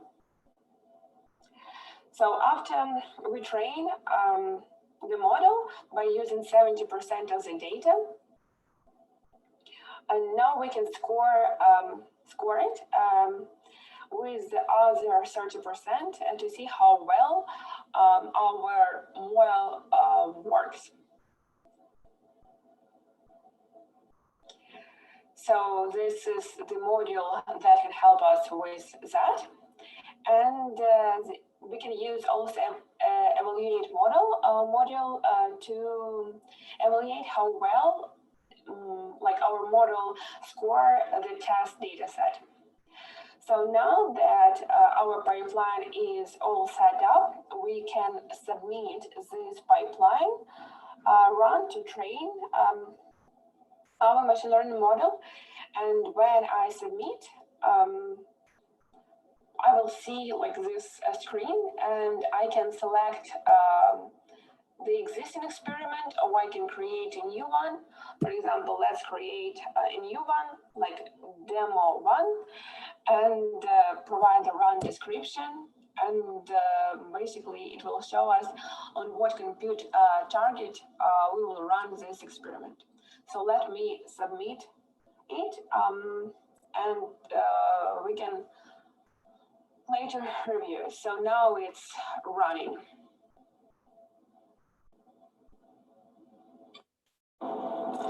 After the run completes, we can view the result of the pipeline run.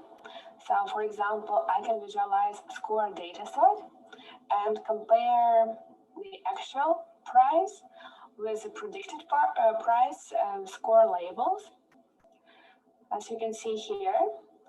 And also, I can use evaluate model to see how well we train a model and how model perform on the test data set.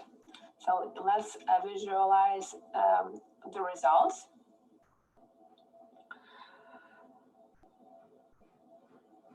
So now we can view this information here. We can see that there are like a lot of statistics shown for our model. For example, mean absolute error, root mean square error. For example, root mean square error is like square root of the averages of squared error of predictions made on the test data set, relative absolute error, and relative squared error, coefficient of determination. So we can compare this result, analyze this result, and if we need, for example, make some changes to the data, maybe exclude some columns, modify our experiment, etc. So now we can actually deploy this pipeline, but first we need to convert the training pipeline that we just run into a real-time inference pipeline. So let's click and choose this option. This process removes training modules and adds web service inputs and outputs to handle requests. So let's deploy a predictive model that we just built to give others a chance to use it. So it will generate a new prediction based on user input. And by default, this web service will expect the same data schema as the training data. After we submitted inference pipeline and it gets completed, we can deploy now. But before we need to create compute inference cluster for deployment. So let's navigate to compute and create a new inference cluster. Let's call it demo cluster. Create new. We can select the region, for example, East US. Select virtual machine size. There are like a lot of options. I will use the default one. We can select cluster purpose or select for development and test or for production. And also it's possible to select the number of nodes. So I will leave default values and click create.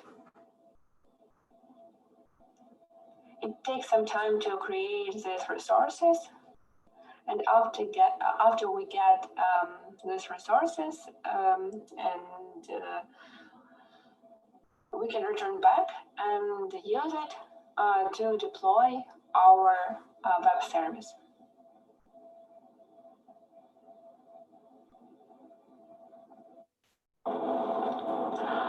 After Azure Kubernetes Service gets created, we can click deploy, provide a real-time endpoint name, for example, automobile demo 123, choose the compute target and click deploy. After we click deploy, we will get a new endpoint. So let's choose the endpoint that we created when we published our web service. You can find the information about this endpoint, for example, compute type, deployment state, etc. You can find keys and information about this endpoint in Consume tab, and you can also test from the portal by providing some additional information. So you can provide information and click test and get the response from the service with a score label, so with a predicted price. So this is how you can create your own model using Azure Machine Learning Designer, and only that you can use it as an endpoint in your own application or service.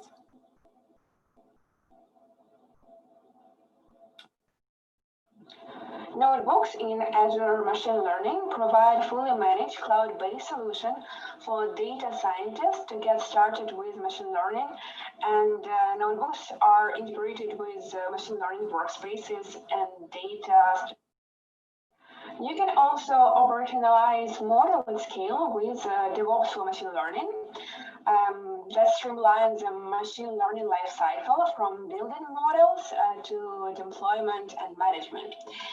You can use machine learning pipelines to build a repeatable workflow and use a rich model registry to track your assets, manage production workloads at scale, and also you can use advanced alerts and machine learning automation capabilities.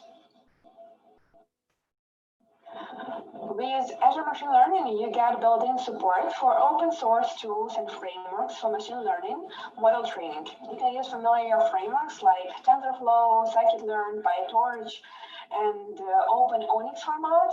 You can choose development tools that best meets your needs, including popular development environments, Jupyter notebooks, CLIs. You can use Python and R. Let me show you how you can train and deploy an image classification model to recognize handwritten numbers using TensorFlow and Azure Machine Learning Visual Studio Code extension.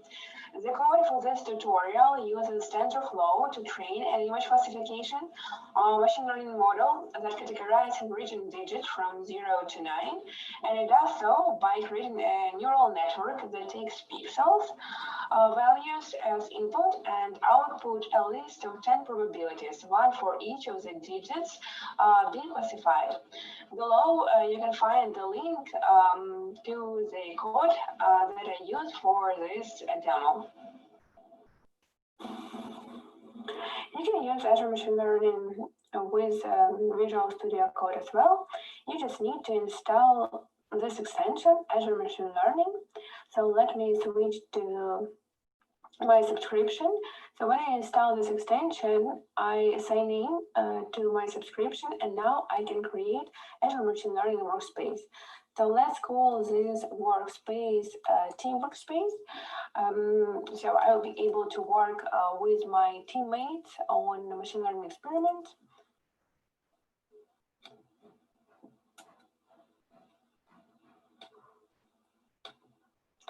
Now I can select resource group, or I can create a new one.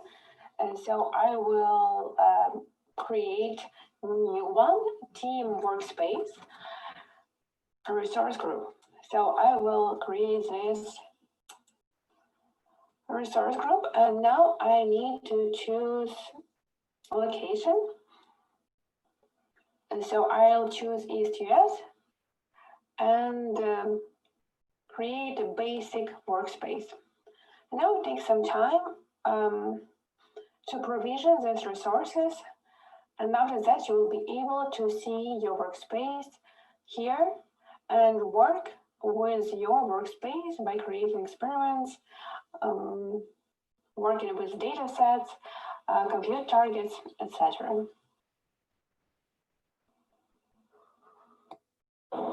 So one or more experiments can be created in your workspace to track and analyze individual model training runs. Run can be done in Azure Cloud or on your local machine. So let me create a new experiment. Create experiment, and I will call this experiment NIST, because I'm going to analyze this data set with digits.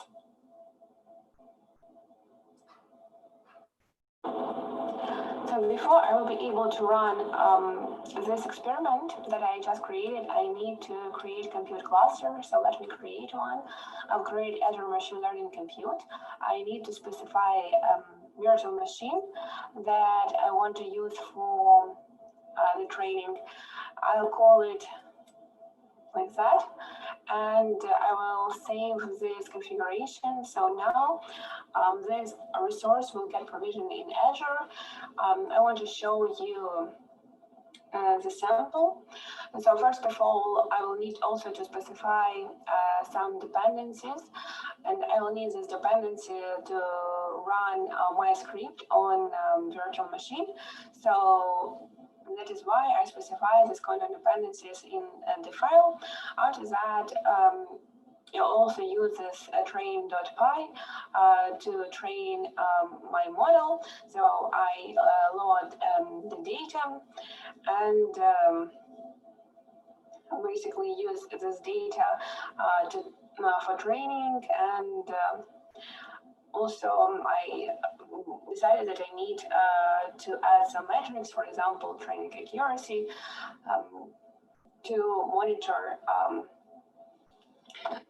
my model. So let me return back. And now here I have a compute cluster. So let me show you this cluster, and I can specify the configuration, run configuration. So this is the configuration that I want to create. I will create new ML environment. I will call it environment 1, 2, 3, and I will specify a content dependency file that I just showed you. So here it is, and I will save and continue. Now I can choose a script to run. I can confirm that I want to run train pi, and I don't need data, register data. In NRML, I will use the one that I'll get actually by running my train.py script. So I'll save this, and we can continue. So this configuration has been like updated, and now I can open the experiment that I created earlier, and I can run this experiment on Azure Machine Learning using the configurations that I specified before. now our round got completed. So from Visual Studio, you can see different statuses, for example, failed, completed, or canceled, and you can analyze logs and outputs for each of these runs. So now let's go to the successful run and download the output. So I will download this output. I will select the folder. So now I need to register my model. So I successfully downloaded output to the directory, and I will need to register my model. So let's go to the models and open it and click register. So I want to register, let's say, model 1. I need to specify a model folder, and I will specify this folder, the outputs. So outputs, and I will choose folder model. So I will select this model, and I save this settings. So now when I register model, I can deploy my model. I have two options. For example, I can deploy my model similar as I did when I used Designer as a web service, for example, to Azure Kubernetes Service, or I can also use Azure Container Instances. So let's this time try to use Azure Container Instances. So now let me choose the model, and I will choose this option, deploy service from register model, and I'll choose Azure Container Instances. So I specify the name, and I need to choose the script to run. So I also have this score script like here. So let me open the sample. So you need to choose the score script. And after that, you need to provide content dependencies, but we already know where they are. So let me choose our content dependencies and save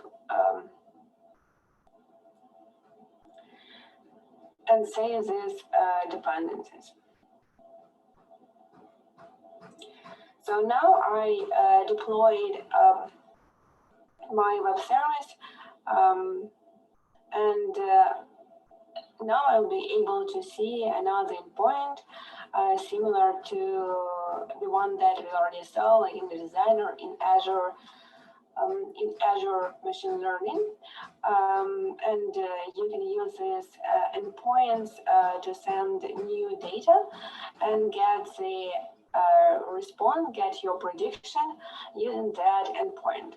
So endpoints help you to make sure that everyone has like access to a service if you want, and you can use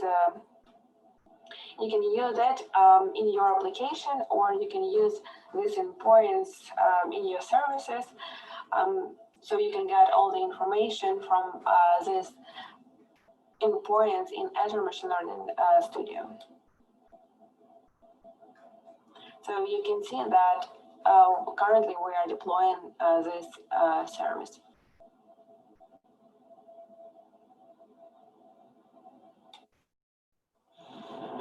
Also, you can build a responsible AI solution with Azure Machine Learning because you have access to technology for exploration about prediction to better understand model behavior. And to reduce model bias, you can apply common fairness metrics, automatically make comparison, and use recommended mitigation. So it helps you to build responsible AI solutions. So to sum up, today we discuss some of the Azure machine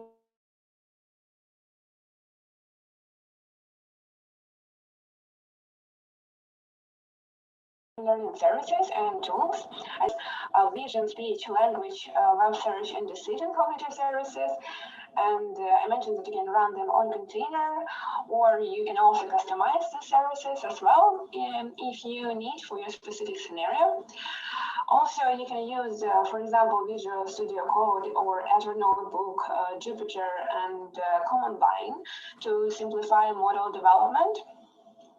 Also, you can use the frameworks that you are familiar with, such as PyTorch, TensorFlow, Scikit-learn, and use Onyx format, and build productive services using, for example, Azure Machine Learning, and run your experiments on powerful Azure infrastructure. If you want to learn more about Azure, you can visit Microsoft Learn. It's a free online training platform that provides interactive learning for Microsoft products and more. Actually, you can learn more skills with guided hands-on interactive content that's specific to your role or your goals and become more proficient on Microsoft technologies. So if you want to learn more about AI, you can visit the AI Business School and learn through case studies, leadership videos, practical guides, executive insight videos, and technology talks. All you need to do is just visit aka.ms/AIBS and get access to the amazing content. Also, I want to say a few words about AI for Good. So AI for Good provides technology, resources, and expertise to empower those working to solve humanitarian issues and create a more sustainable and accessible world. A fundamental aspect of all AI for Good initiatives is to combine Microsoft's technologies and expertise in artificial intelligence and data science with the talent and expertise of groups around the world, such as environmental science, disability needs, and humanitarian assistance. If you have an interesting project or idea, you also can submit one.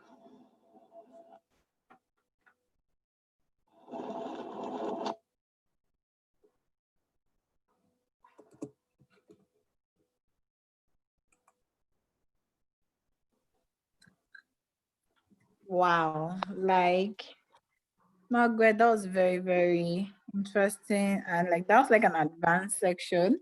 Like most of, I think, like I can't wait to get to the point where all what you said right now will get to apply them all. So I want to appreciate everyone that has stayed with us from the onset. Like God bless you. Like it's actually very good to invest in yourself and in your knowledge. So a way to spice things up, we're gonna do giveaways. Like we're gonna have two questions. So I want to see who have been paying attention. And they're actually very, very simple questions. There's nothing difficult at all. And then you can actually participate by commenting in the chat section. So the fastest fingers win. That's the rule. Fastest finger.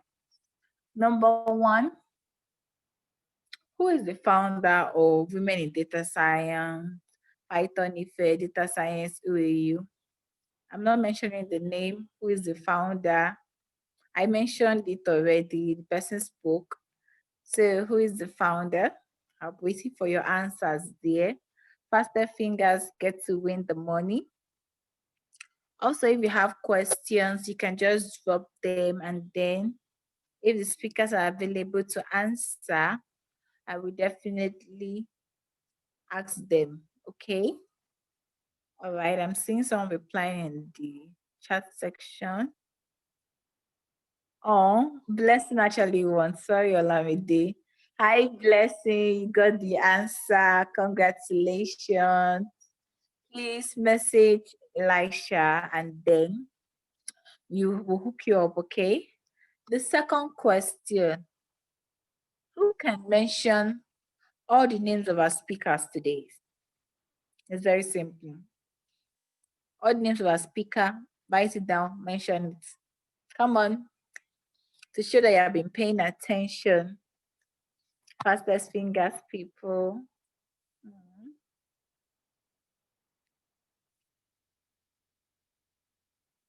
So while that is going on, I want to say thank you guys all for your time.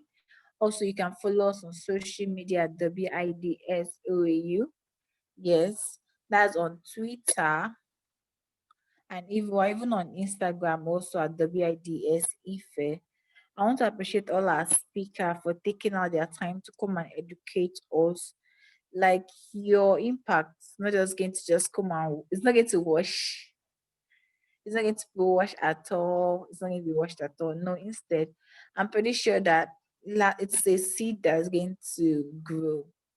Yeah, it's like basically got us more aware of data science, and no one can come and just try and deceive us right now. We now know about the skill. So thank you very much for every single thing that you're doing for us.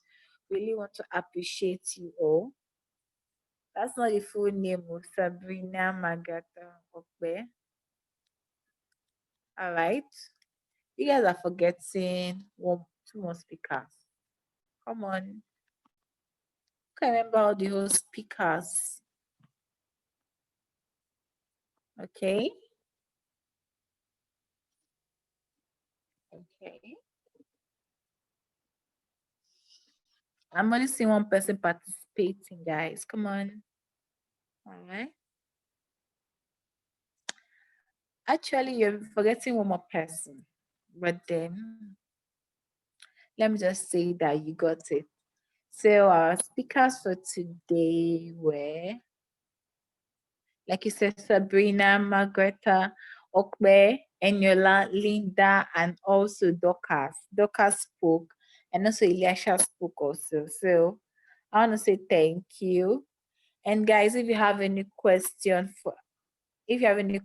further on, feel free to reach out to us on our social media at our Twitter, and even at our Twitter, and even on our Instagram. Also, just send us your question. If you have access to the community, good for you. Take advantage of it.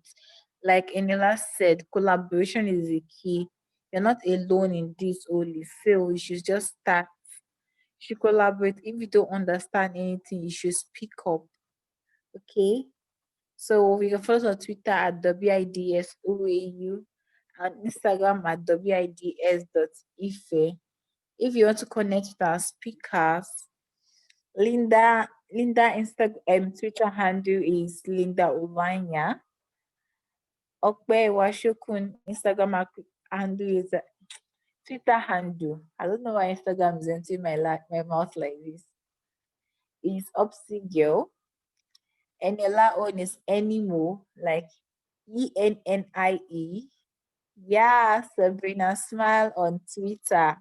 Your name is actually your Instagram handle also. Yes. For Margareta, it is in for Margaret.